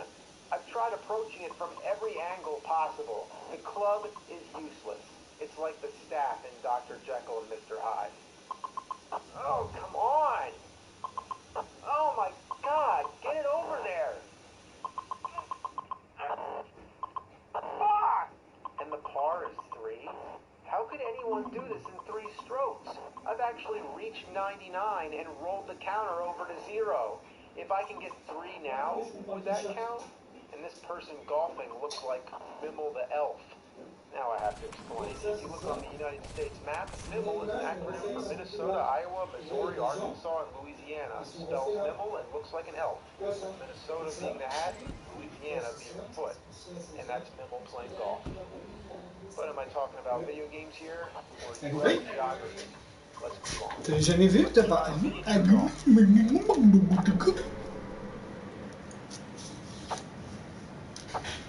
What the hell, man? It's like the characters from Pong went to play golf. Oh, good lord. Oh, it's killing me. Oh, you're a square, pushing a smaller square towards another square. Oh my God. I don't even know what to say about this game. Just look at it. Well, that's Atari Sports for you. Some of these games were pretty innovative for their time, and others were a little crappy. I think it's obvious to say that in all the years since, sports games have gotten better. So if that's the type of game you enjoy, then game on. Maybe you're the kind of person who remembers which bush to burn in The Legend of Zelda to find the labyrinth, or maybe you're the kind of person who remembers the score to some sports game years ago. Maybe you like to go around in a Star Trek uniform, or you like to go around in a sports uniform. I don't mean like a sports t-shirt, but the same jersey that the players in the game wear. Whatever the case, maybe, somehow, in our own ways, we're all nerds.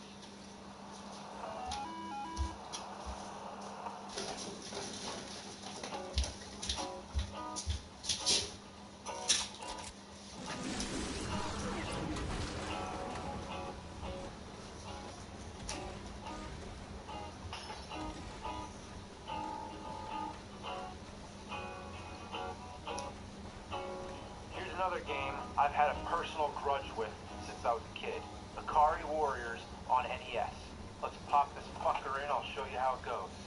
2 guys tugging at their crotches, march up to the title, fire their guns around at nothing, and then you pick 1 or 2 players.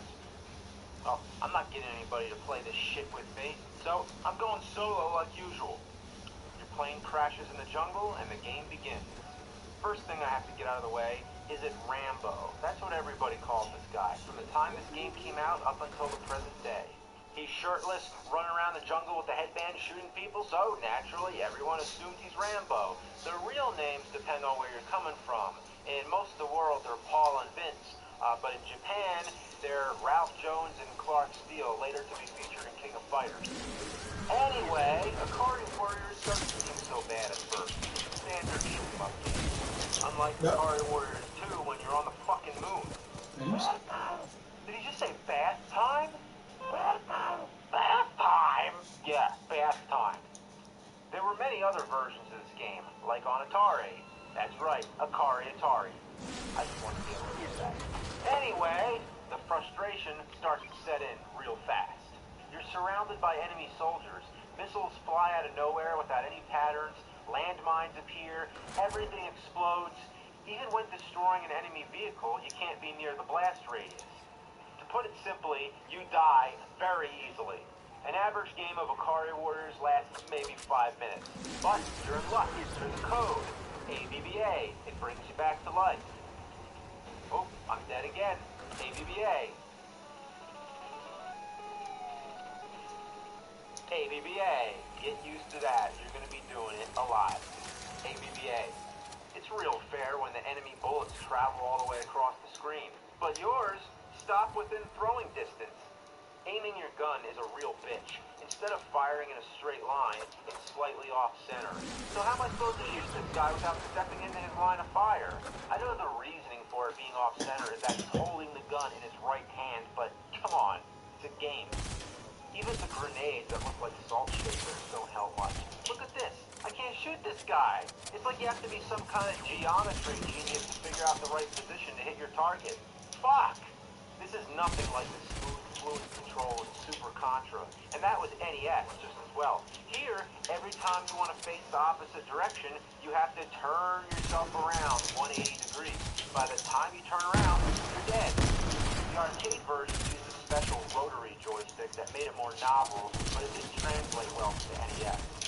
Even with the code, every time you respawn, you start at the bottom of the screen. So, if you didn't make the screen move, you haven't made progress. Just wanted to go up, make the screen move.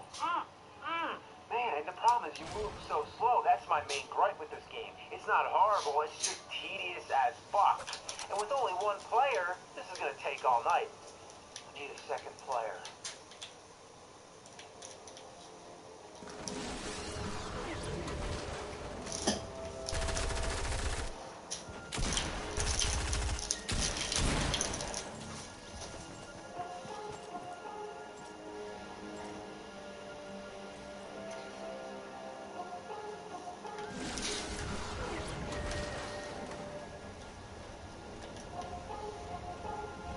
BBA.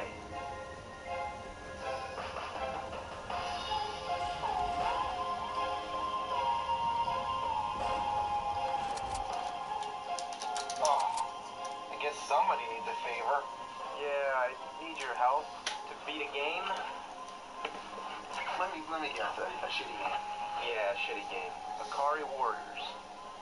Yeah, I know that game. Oh, yeah? Yeah, I know what you could do with that game, too. Uh-huh. Yeah, you take the game, and you take your ass cheeks as well, and you just open it up really wide, grease up the game, and just take it and you shove it up your ass. I'm not helping you. Besides, you never play my theme song anymore. Yeah, the theme song. I thought people were getting tired of that. It's all wrong. Yeah, I know. Alright, so if we do the theme song, will you play the game with me? Fine. Alright. Let's do this. Play the song. Play the song. Play the fucking song! Gotta take you back to the Mr. City Kings are stuck and he'd rather have a buffalo. Take a diarrhea dump in his ear. Rather eat the rotten asshole. Oh, you funk and down it with fear. He's the angriest gamer you've ever heard.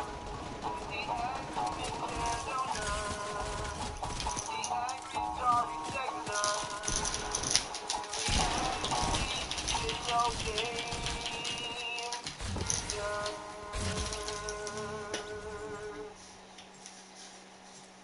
Okay, Akari Warriors. You know what Akari means? What? Anger. Yeah, wow. And it depends on, do you know what warrior means? Warrior? No. Soldier or fighter. Right? So who is this guy? Rambo? Well, if he's Rambo, then who's the other guy? Arnold Schwarzenegger? Which movie? Commando. That would be a fucking awesome movie! John Matrix and John Rambo together at last. Of course, it would be Rambo and Commando. Say that 3 times fast. Rambo Commando, Rambo Commando, Rambo Commando. You died. Hit ABBA. That's how you come back. Oh, you died again. ABBA. ABBA. That's all you fucking do in this game is hit ABBA. Pretty much. Don't bother killing anybody. Just keep going up. You just want to get that screen to move. Just keep going. Whoa, whoa. Yeah, we'll be old men by the time we make it there. Go, go! I know it's basic instincts, but pressing the D-pad really, really hard doesn't make you move any faster. Why is everybody dancing like a ballerina when they die? I don't know, why do you spin around when you die? Why is that guy spazzing out? It looks like he's having a seizure. Yes. What's the point of the bridge when you move just as slow as in the water? They're good swimmers. But they're slow as ass on the bridge. They're bad walkers. Get in the tank, get in the tank. Oh, come on, why do I get the pink tank? Why do I get the baby blue tank? Those are great camouflage colors. Every time you think you're gonna get in the tank, it explodes. Boom, look, there goes the tank. Boom, there goes the tank. And when you do get in the tank, all it does is give you a false sense of invincibility. You have to keep collecting these fuel canisters or else the tank runs out of gas. And when it runs out of gas, it explodes. Why would it explode if it runs out of gas? Does that make any sense to you? Not to me. Alright, you want to get some beer? Not particularly. Well, if you drive, I'll drink it. Sure you will. Oh shit. We forgot to get gas. I mean, it's not empty. What should we do? Get out of the car. Go, go, go!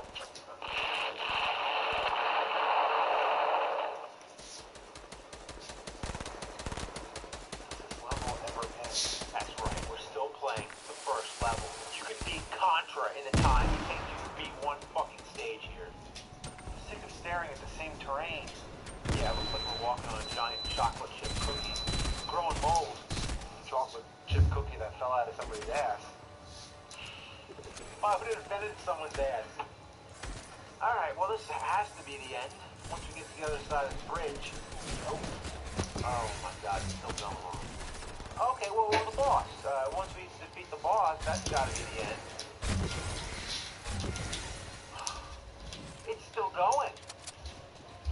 This is a fucking marathon. This is one level. This is the longest level in video gaming. There's a checkpoint, something. It just goes on and on and on. Fucking music. Yeah. Stop. Okay. I've had enough of this. I think I'm gonna blow my brains out. Just hang in there, okay? I don't think having two players is speeding this up at all. Oh, finally, level 2. It's the same fucking thing. I mean, well, same terrain, the music is the same. Stop. You're not stuck. Stop fooling around. Get out of there. I'm trying. You're really stuck. Just kill me. I'm trying. That's what I'm trying to do. No, kill me for real. Wait. We just wait for one of these missiles to come. There we go. All right. We're back in business now. Oh, shit. You respawned inside of another rock. I've had it with this fucking game. I'm gonna blow my fucking brains out.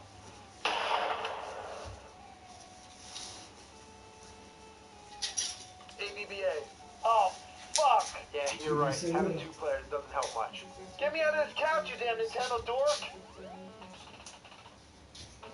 Yeah, made it to level 3. And finally, it looks different. But the music's still the same. Anyway, it looks so different. It's like you stepped out of the jungle and into the Twilight Zone. Look at all the white chocolate bars and scrotum guns. White chocolate bars and scrotum guns. Wait, I don't remember the episode with the scrotum guns, but the one with the gremlin on the wing was pretty good. I'm stuck. What's holding me back? Oh, I get it. It's the green pipes. You can't walk through them. But you can walk over the yellow pipes, and the yellow pipes seem to be above the green pipes, so the layout just doesn't make any sense.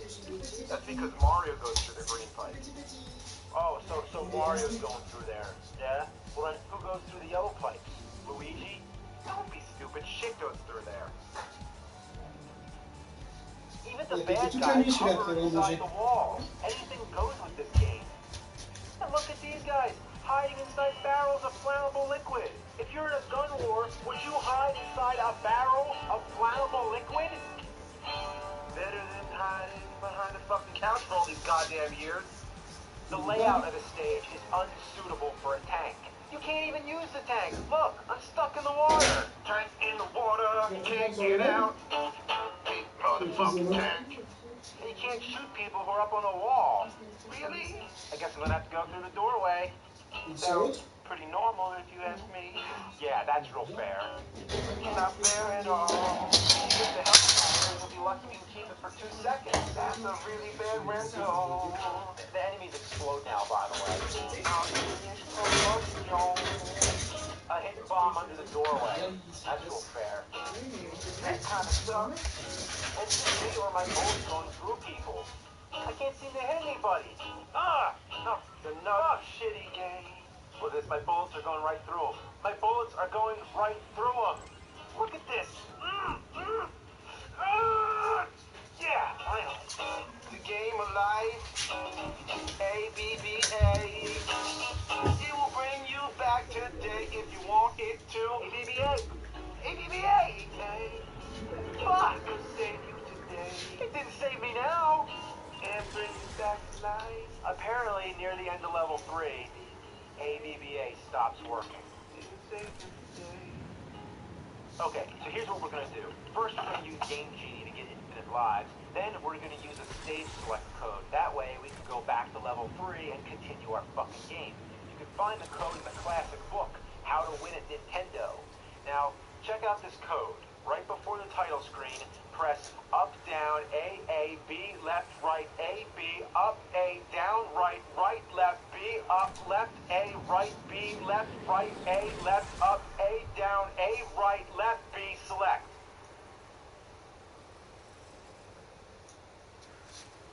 What were they thinking? Why does the code have to be so fucking long? And according to the book, you have to punch it all in right before the title comes up.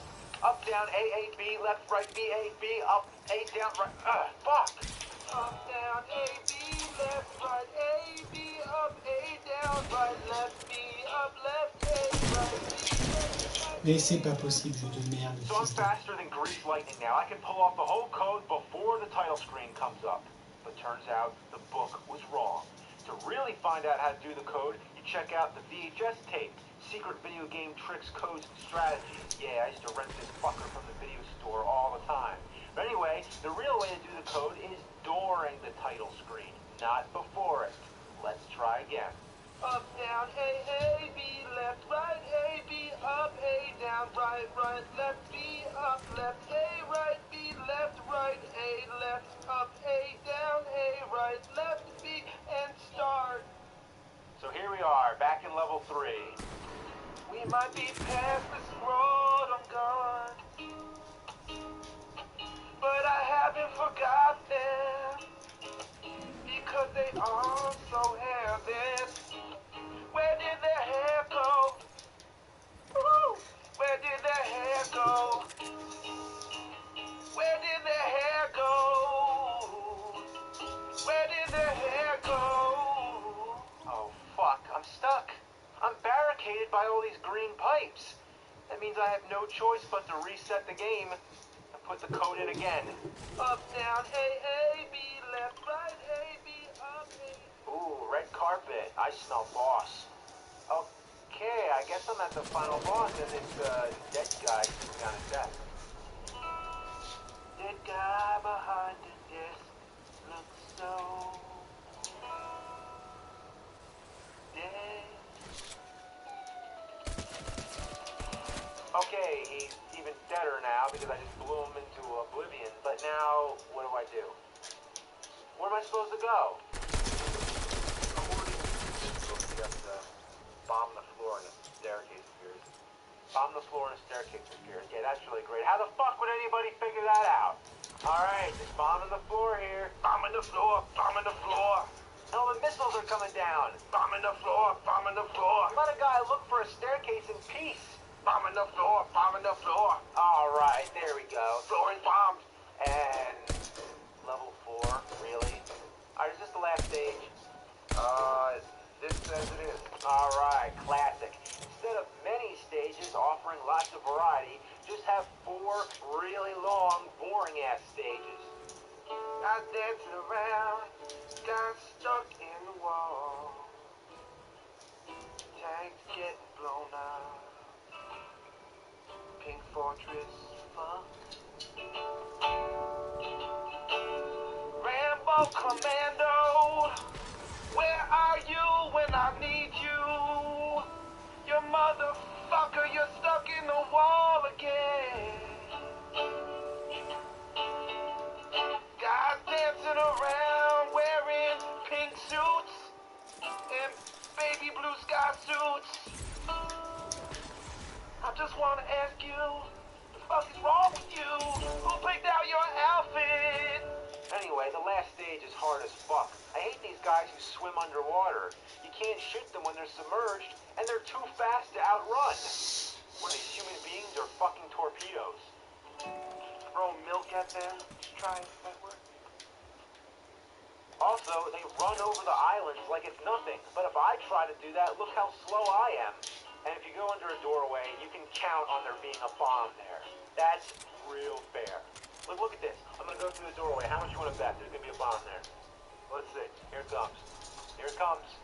Boom. See? Someday, you just can't get rid of a bomb. These pink motherfucking tanks.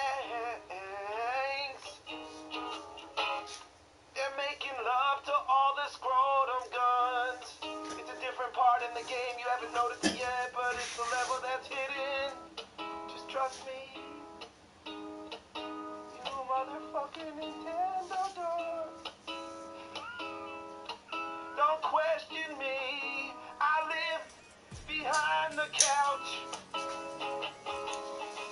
I live behind the couch. And now I'm back in front of the couch. And I saw scrotum guns. And the hairless. Where did the hair go? Sing it with me. Where did the hair go? I asked Rambo Commando, where did the hair go? Now here's the real final boss. Just some weird robot face on a wall. Looks like Skeletor's cousin or something. You just throw a few grenades at it, and that's it. There you have Akari Warriors. Beat the game, congratulations, nerd. Now let's see how bad this ending sucks. You have accomplished the mission. You are the very rebellion that protects right and justice. I would express my sincere thanks to you. Take good rest, General Kawasaki. Back on the couch. The angry video game nerd.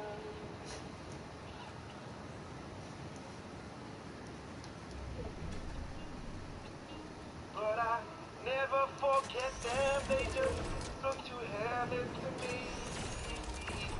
Where did the hair go?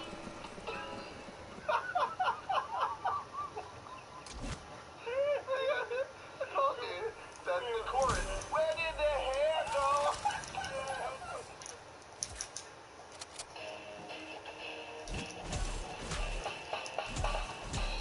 He's gonna take you back to the past. To play the shitty game to suck ass, he'd rather have a buffalo. Take a diarrhea dump in his ear. He'd rather eat the rotten asshole of a roadkill skunk and down in his knee. He's the angriest gamer you ever heard. He's the angry Nintendo nerd. He's the angry Atari Sega nerd. He's the angry video game nerd.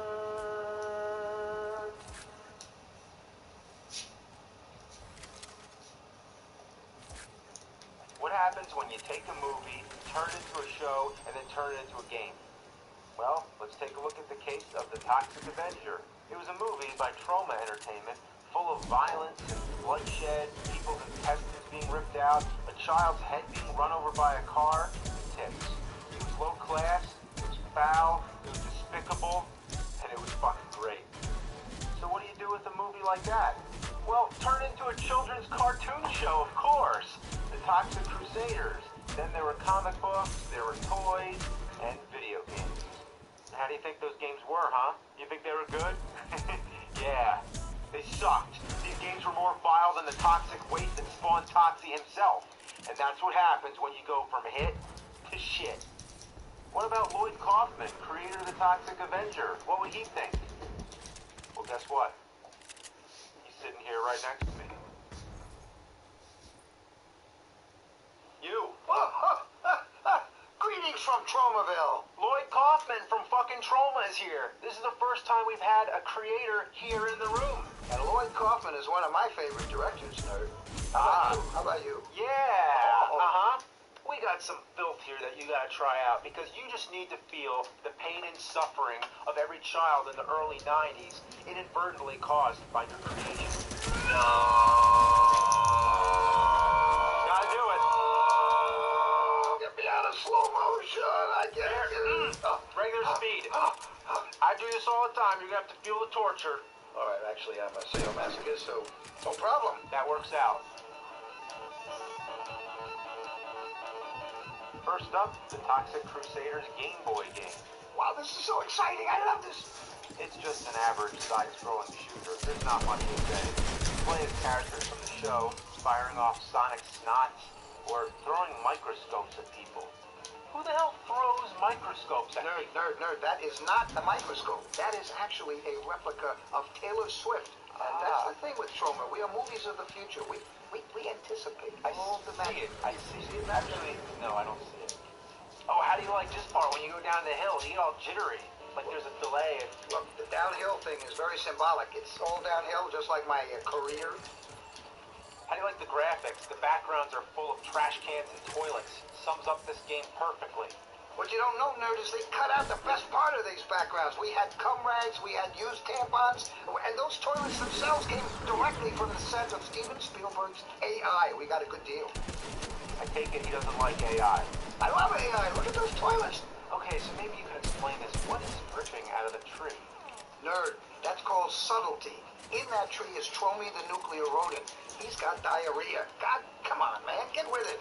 Now I know. Okay, so maybe you can tell me what's going on with the clouds here, and the other cloud that's hissing on you. What's going on there? That's a different cloud than the other ones? And please leave my personal life out of this, if you don't mind. This is a historic. This is the first use in a video game of a golden shower until the Mary Kate and Ashley Olsen twins video game. I have not played those. Maybe I'll have to try them now. Now, what are you talking about? Why is it always got to be bats? These aren't bats, nerd. These are cats with wings. When I was a teenager in Tijuana, I had some pussy with wings, and that's what this is all about, man. Yeah, how do you like this? World 2-4, World 2-5, and we're still going. And it's a portable console. You can beat Super Mario Land in the time. What are you talking about? You want something to take a long time to beat? It would take me a long time to beat off to Justin Bieber, man. It takes a long time. That's long. My penis is pretty damn long right now, and I'm not even flaccid. Look at all the Z's on the fence. That's exactly how I feel like when I play this game. Like going to sleep. Alright, okay. Alright. Well, that was the Game Boy version. Just a warm-up. Now let's try the Sega Genesis version. The first stage really drops you off with a bang. The car continuously runs you over. Get me, come on, run me over, head crushing, just like Toxie the movie. All right, give me that. Toxic Crusaders, Toxic Crusaders, yeah, You need that. Here, I'll take over. Well, as you can tell, it's just another beat-em-up game. So what do you think of that chopper? Why does it have so many colors? Well, the chopper is made out of a tie, man, and it's tie-dyed. That's why it is those many colors.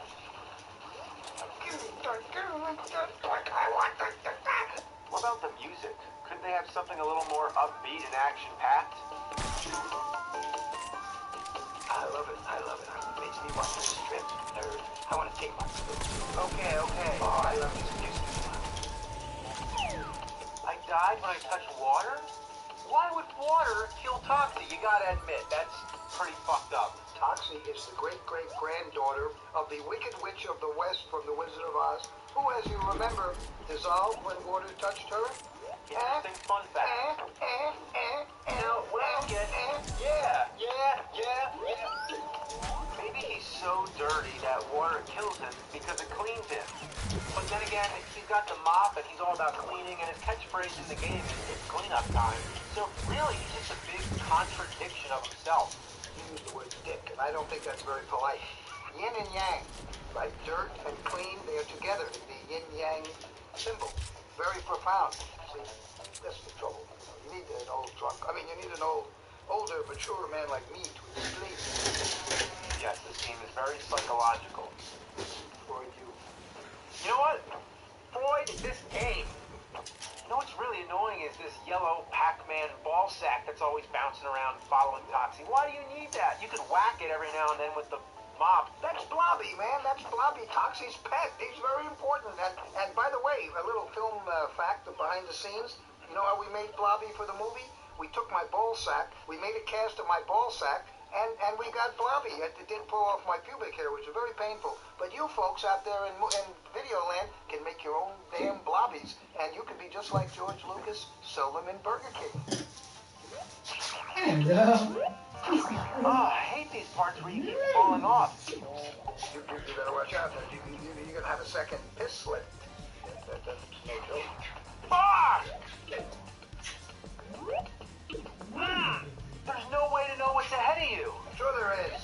You jump and you die. I want to blow my fucking brains out, if you know what I mean. So that's the gist. But now, on to our feature presentation. If you took all the things that were bad about the Game Boy version and the Genesis version, threw them together into one big vat of toxic waste, out would come the NES version. Oh yeah. And it is toxerific. Yeah.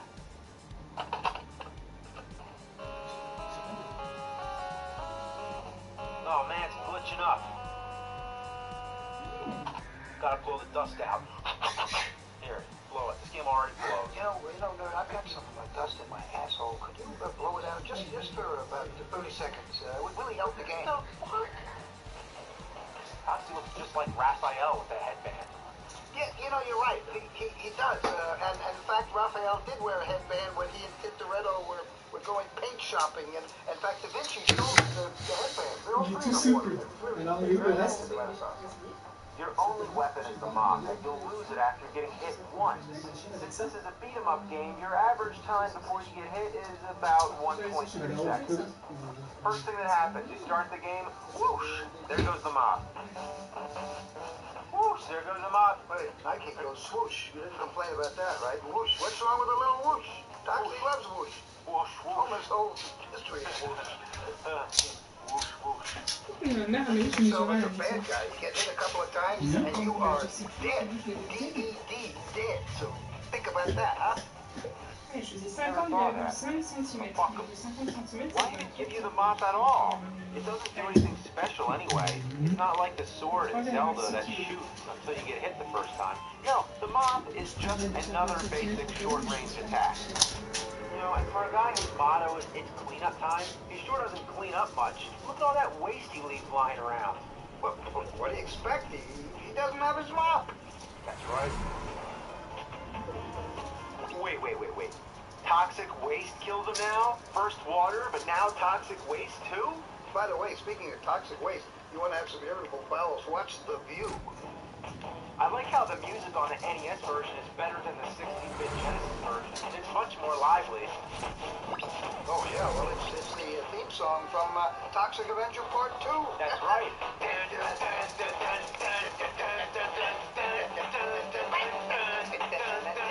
Why is the attack so weak? Is there anything else you can do? Is there any stronger attack? Like, just try mashing buttons.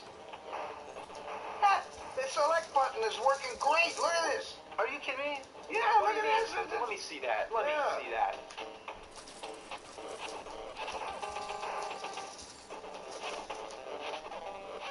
The select button is the stronger attack. You sound like you might have a selection. So there's no reason to ever use the B button. Why would you do that? Well, I would use it if I want to kill people slower. Yeah, in other words, if you're an idiot. Well, B is for bozo. But no, with all seriousness, there's one time when you'll use the B button. That's before you find out about the select button. Who uses a select button? There is no other game that does that. The jump button and attack button should be right next to each other. But instead, you have to hop your thumb back and forth. Well, you don't have a mutated hand. Maybe that would help. No, see that? That's me accidentally hitting the fucking pause button because I have to reach all the way across the controller. Or you spread your fingers out like this. You gotta do this.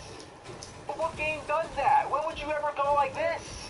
Come on, it's the mark of the devil. Yeah, this game is the devil. Hey, come on. One in the pink and one in the stink. Here, you want to smell? Whoever came up with the idea of hitting select for attack and suck the piss out of a platypus's penis. Very good alliteration, boy, but I prefer sucking an elf's penis myself. Did you say elf or elk? Both. Okay, never mind. At the same time. Whatever. It's only the 111th fucking episode. The big problem with this game is that it's just too hard. I beat ghosts and goblins. Why can't I do this shit? The bad guys, they just keep coming. And the thing I hate about beat-em-up games like this is that you have to kill everybody you see. The screen stops moving until you clear all the enemies. It's not like in Kung Fu, where you can just keep moving ahead and fight them at your own pace. It wouldn't be such a problem if the entire floor wasn't covered in toxic waste. At these awkward diagonal slants. So your jumping has to be very precise. Fuck! Ass!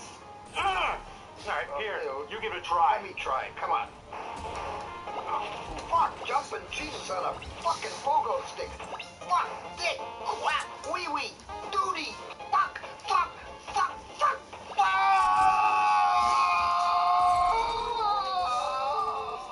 That's what happens when you go from the movie to the show to the game.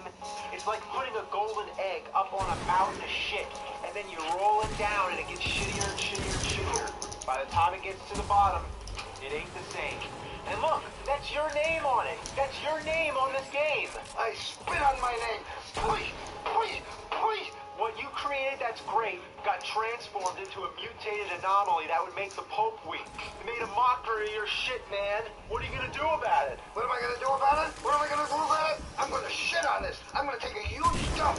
Here I go. And I had baked beans for dinner. You weren't shit, you shitty fucking game. Well, here it comes. Here it comes. Oh, you shitty shit game.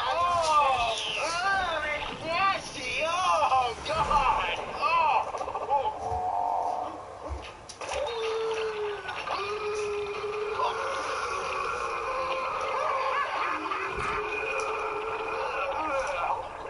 That'll teach you, you fucking game.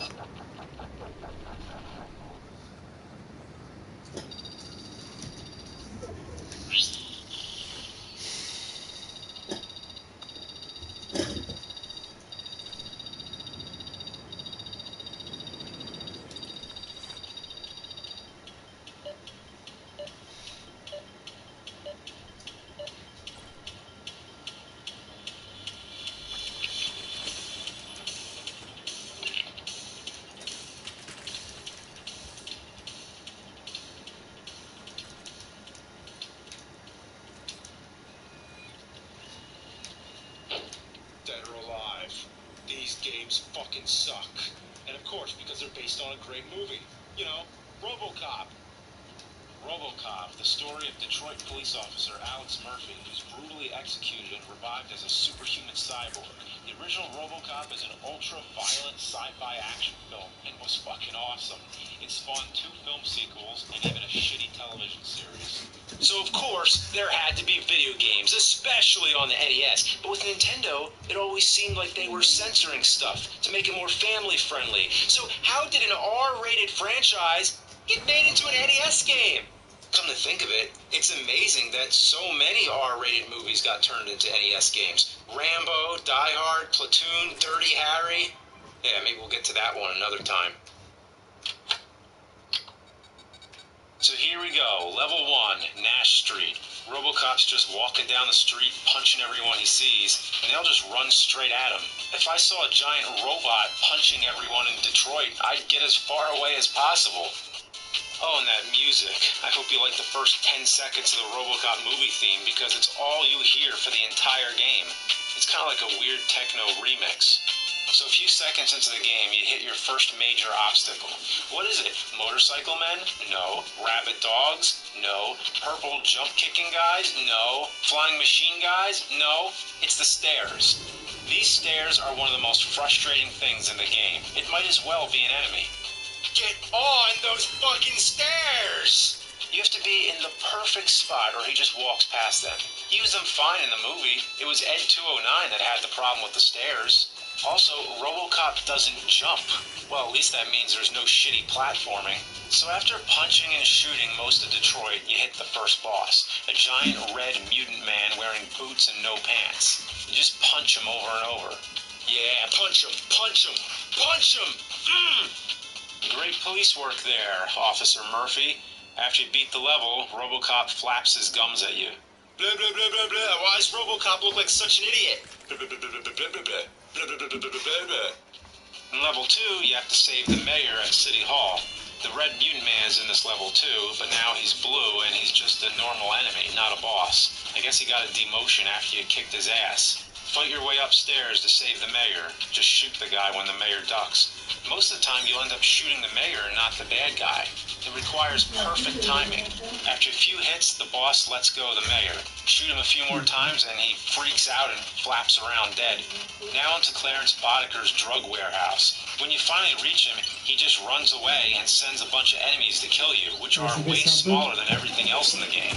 Now onto the OCP building. Besides the usual suicidal henchmen, you find red spider robots, ceiling lasers, giant farting gas guns, and good old Ed 209.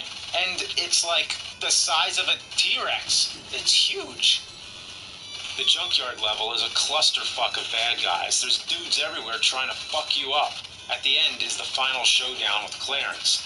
This is so far the most annoying boss in the game. You have to dodge steel beams and Clarence's Cobra gun. But once you beat him, you arrest him? I thought RoboCop stabbed him in the throat. I guess I couldn't put that in an NES game meant for kids. Finally, on to level 6. You're back at OCP, which has a giant conveyor belt from the Jetsons in the beginning. You gotta punch your way through barrels and watch out for the flying machine guys, all while the ground moves you backwards. Oh, and you gotta hurry because there's no power-ups in this level. You gotta rush through the beginning, fight a bunch of robots, fight another giant fart gun, and get to Ed 209 as quickly as you can, or you'll run out of time. This part is a frustrating mess, but once it's over, Dick Jones gets fired and you shoot the fuck out of him. The credits music is just weird. It sounds like carnival music. Is RoboCop gonna celebrate at the fucking carnival tonight? Well, anyway, the game sucks, and I have to do my duty to protect the innocent from shitty games.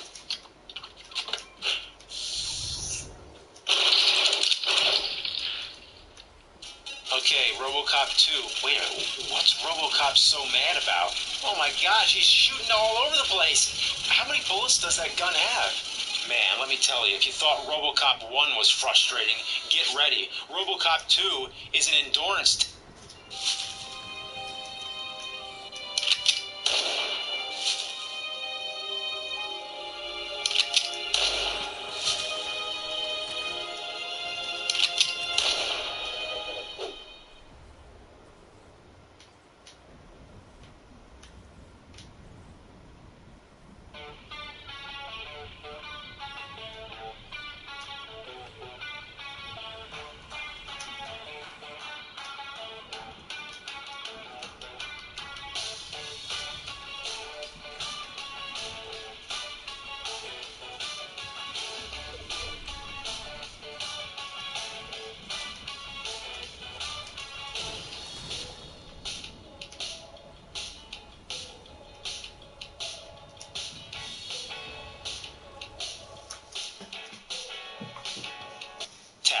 From the very start, you'll be struggling against the game's slippery-ass controls. It's like someone coated all of Detroit in oil. Or I guess they took Motor City a bit too literal. In each level, you have to arrest certain bad guys, save hostages, and collect brains. On top of that, you have to destroy 60% of the nuke. In the movie, nuke is the name of an addictive drug. Nuke is so bad, it's like shooting dart frog poison into your dick, only to have a venomous snake suck it out and then shoot it back into your eyeballs. This game barely follows the movie. It's an acid trip. It's a mishmash of colors and ridiculous platform jumping. Most of the enemies and hazards kill RoboCop in only one hit. Thankfully, there's infinite continues because otherwise you'll never beat it. RoboCop should be blasting drug dealers and robot machines, slamming into them with his black Ford Taurus, not making these delicately planned jumps like Mario or one of those assholes. Oh, look at this shit. Everything in the level kills you. There's platforms that move at the speed of light, and you gotta make sure to get enough hostages and nuke, or else you have to repeat it. On level 8, you fight Kane, and he looks just like the movie, wearing a top hat and shooting electric eels out of bazooka. After enough shots, you get to punch him to death, but make sure not to get hit. Your health drains here automatically, so if you're already damaged, you'll die. After you finally beat Kane, it's more platforming. I swear, every level is nothing but trial and error. Every time you make it an inch farther, something kills you. In this level, a weird rocket hits you, drags you through the entire level, and you die. Why not just kill me? You have to make me fly through the whole level, too? God damn, this game just fucking hates me. Somehow, after hours of misery, I make it to the final boss, RoboCop 2. You're always facing forward, and you just have to shoot the shit out of him. But guess what? You gotta kill him 3 times. 3 fucking times! The first time, you just have to shoot him. He has a set pattern, though. Once you learn it, it's lights out. He topples over and crashes through the floor below, and RoboCop follows it down. Oh yeah, I definitely prefer to read that instead of see it. So here we go, round 2. This time you can only shoot him in the legs. If you accidentally shoot his body, your bullets bounce back and hurt you. Again, learn the pattern and give him what's what. Okay, here we go. Final round. This is it. Oh, come on. Oh, fuck you, RoboCop 2. Ah! Come on, come on. Ah, yeah, look at that beautiful end screen. I gotta say, feels good to be done with this one. Well, that's RoboCop 2. Kind of follows the movie, but that's it for me. I'm done playing these games. I'm done. No more. Must play shitty games. I must continue. Somewhere there is a crime happening, and that crime is RoboCop 3. The worst movie of the bunch, and probably the worst game of the bunch, too. Well, actually, this music is pretty awesome. Yeah, listen to that. Yeah, but the start screen is pretty goofy. When the hell did the girl have a machine gun in the movie? I thought she just used computers. Oh, whatever, it doesn't matter. Let's just get into it. So the game is pretty much the same as the others. Walk through streets, shoot punks, and fight bosses. Visually, RoboCop 3 looks better than any of the others, but the gameplay, not too exciting. RoboCop moves as slow as shit coming out of a goose's asshole, and his bullets move even slower. Oh, and don't you love how the enemy bullets fly across the screen while RoboCops just crawl? In between levels, you have to repair damage to RoboCop. Yeah, just listen to that music.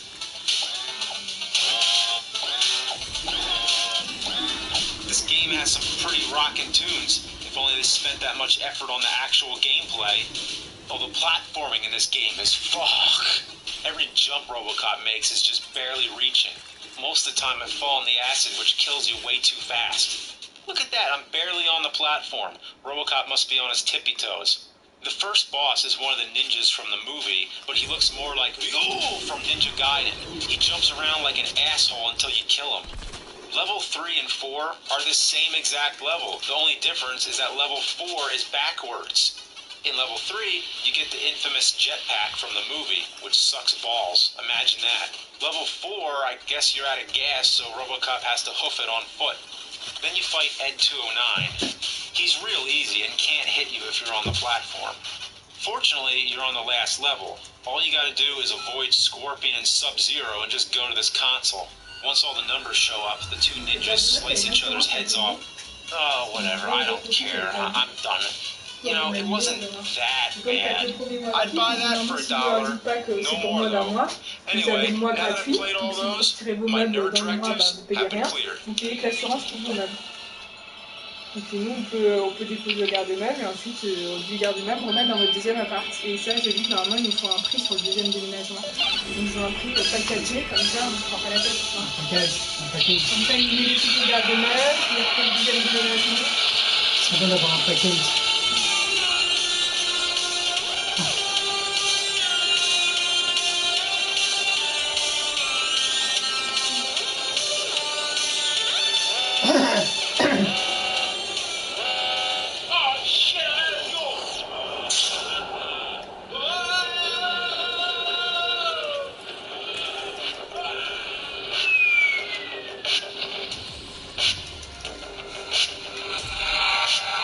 Just a heads up for fans of physical media who want to collect Angry Video Game Nerd episodes on Blu-ray, we now have 4 volumes on Blu-ray containing 147 episodes up to Game Boy accessories. Volume 1, known as AVGN-X, crams in the first 100 episodes, plus bonus features, on 2 discs. X2 continues where it left off with episodes 101 to 114, plus bonus features, on 2 discs. The episodes are fewer because that's when they started shooting in HD, so they're presented in their full quality. X3 contains episodes 115 to 140, plus bonus features, on 2 discs. Volume 4, Ready for Revenge, is brand new with episodes 141 to 147, plus new bonus features, on 1 disc. Also, there's AVGN The Movie Blu-ray in surround sound with over 10 hours of bonus features, all on 1 disc, which I had no idea was even possible. There's also James and Mike Monday's Blu-ray with 20 select episodes on 1 disc, and For James the Complete Series on Blu-ray, plus bonus features, on 1 disc. Also, if you're looking for the DVD format, we still have the first 9 DVD volumes of AVGN, which goes up to episode 139. These are all region-free and shipped worldwide. Go to store.screenwavemedia.com.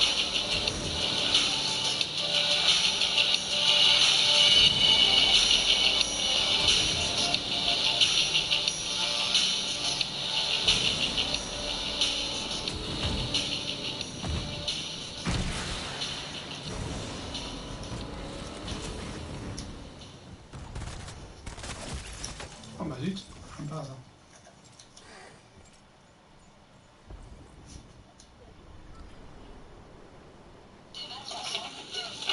De consommation, par exemple. Comment réduire notre utilisation du plastique? Comment faire au quotidien pour devenir...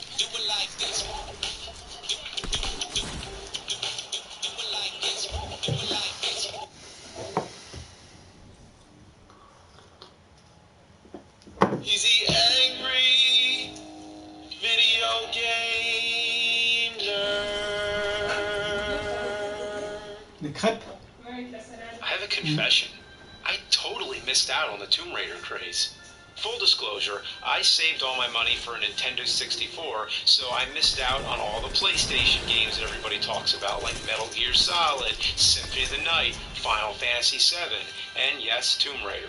In the mid-90s and early 2000s, Tomb Raider was one of the biggest game franchises. Every year we got a new Tomb Raider game. I can see why people liked it. It revolutionized 3D platforming the same way Super Mario 64 did. The puzzles were fun, the settings were cool, the music was atmospheric, and the action was top-notch for the time. It seemed like the only thing bigger than the games was its star, Lara Croft. Lara Croft was basically Indiana Jones for the 90s. You thought Indy was badass? Lara goes from fighting wolves and dinosaurs to mummies and eventually skinless Atlantean demons straight from a Clive Barker movie. Oh, and bats. She also fights bats. Can't forget those. Lara Croft's popularity took the world by storm. She was the first female game protagonist to get this kind of attention. Her fame transcended the games, and she ended up being on the cover of magazines and even the spokesperson for products. I'm not kidding. She was in car commercials, soda commercials, and an ad for Visa. Seems like the world was obsessed with Lara Croft.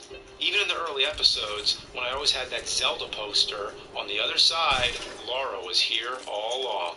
I'm not sure why everyone was into Lara Croft, but I can guess a couple of reasons. These days, she still appears in games and even had a few movies based off her. Her fame might not be as big as it was back then, but it's clear she will still be kicking ass in video games for a long time. But they can't all be hits, and that's why I'm going to go on a journey to find the worst Tomb Raider games ever made. Now, you got to pack, because when you're dealing with shitty games, you got to really be prepared for these. Because these games, who knows how bad they're going to be. I mean, we might find some vile fucking crap here. So, you got to bring all the necessities here.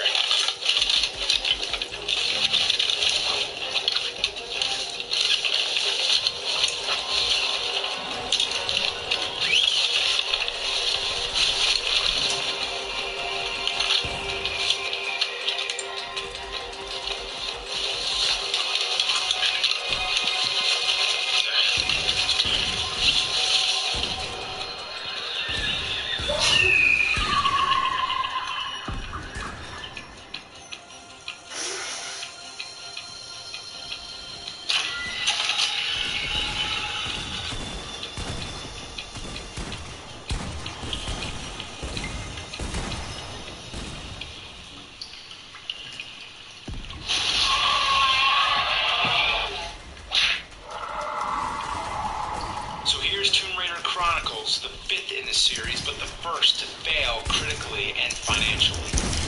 The game opens with Lara's funeral. Yeah, that's right. The last game ended with her dying. The developers were tired of doing Tomb Raider and hoped the fourth game would be the end. Well, maybe if I killed off my character, I wouldn't have to review any more shitty games. Just kidding. Not yet. The game centers around a group of her friends sharing stories of her adventures. After that, we get a loading screen where I noticed something interesting. There's a credit for Timex. Yeah, Timex, the watch company, where they make this game on a ZX Spectrum. Oh, here's why. It's an ad for a grip clip watch. Lara uses it in the game to keep track of her time and progress. So right away, this game just sells out with a product placement. It's like people only do things because they get paid. And that's just really sad. The first story is about Lara trying to find the Philosopher's Stone in Rome. It starts off with a quick reminder of the basic controls and introduces new mechanics like parallel bar swinging and tightrope walking. Other than that, it's the same old thing. Everything looks and feels like the previous games, right down to Lara's outfit, although her shorts are see-through now for some reason. You go around, find keys, flip switches, and kill some gargoyles and a crazy squid thing that shoots lasers. You even get to fight a couple statues that look like Talos from Jason the Argonauts. It gets kind of confusing when gladiators show up. Are these gladiators left over from the Roman Empire? Have they just been hanging out down here for thousands of years? Or are they just employees at the Colosseum dressed as gladiators? I hope not, because you shoot the hell out of them. Damn. Hate to see Lara at a Renaissance fair. Chronicles is just a soulless rehash of the other games and a shameless advertisement for a watch no one remembers. I don't know what else to say about it, so I'll just quote one of the developers of the game. Tomb Raider 5 was effectively a load of old shit. That was the most depressing one for us. We were effectively just doing that for a paycheck because no other team wanted to take it on, so we had to do it, basically. By that time, it had taken its toll. 3 years of hammering it, and we were burnt out. That shows in the product. Oh my god. This might be the first time someone who made the game reviewed it for me. Huh.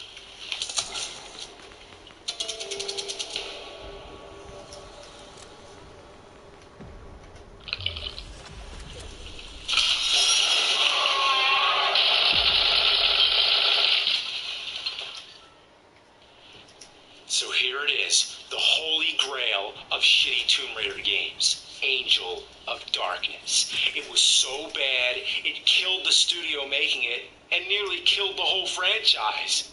This was the first Tomb Raider game on the PS2. It was going to usher Lara Croft into a new age with a bigger, better adventure. There would be larger environments and more stuff to do. It would be a whole new game.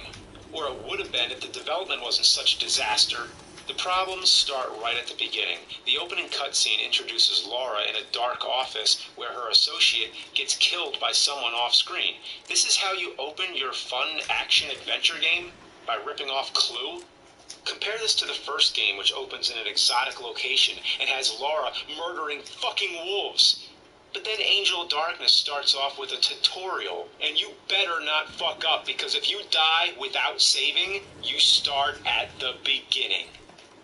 And I don't mean the beginning of the level, I mean the beginning of the whole game. No checkpoints, nothing, so get used to saving. Save after every puzzle, save after every enemy, and save after every jump. And the jumping. You would think, since this is PS2, the controls would be better than PS1. But you'd be wrong. They're extremely clunky, and that's the reason why you die so much. You know what would have been nice? A training section where I could practice these new controls without affecting the main game. You know, like the Croft Manor section in the old games. Oh, and this is one of those PS2 games where you have to use an older TV, because if it's on an HD TV, it's so dark you can't see anything unless you turn the brightness all the way up, black out your windows, and then shoot a rocket into the sun, covering the whole solar system in darkness. And then maybe you'll be able to see something. I'm not kidding. This one jump took me 20 to 30 minutes because I couldn't see there was a ledge to grab onto. I had to turn the brightness all the way up. Yeah, it's no wonder why they call this Angel of Darkness. You also notice some of this footage looks like it's in slow motion. I thought maybe it was some bullet time or Max Payne shit, but no, the game will randomly slow down. One part was entirely slow-mo unless I was jumping. But even when it's running at the right speed, Laura still feels too slow.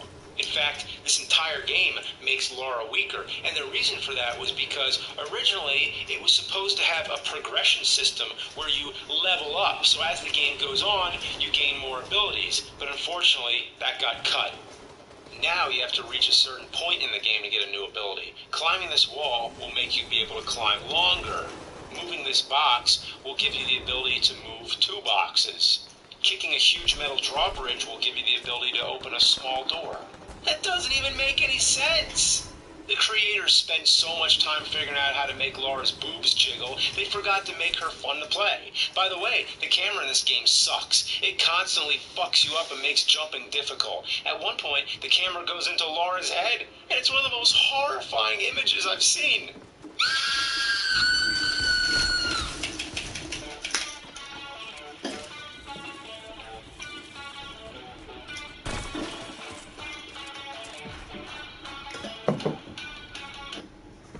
In the words of one of the people who made the game, the camera was just a complete pig.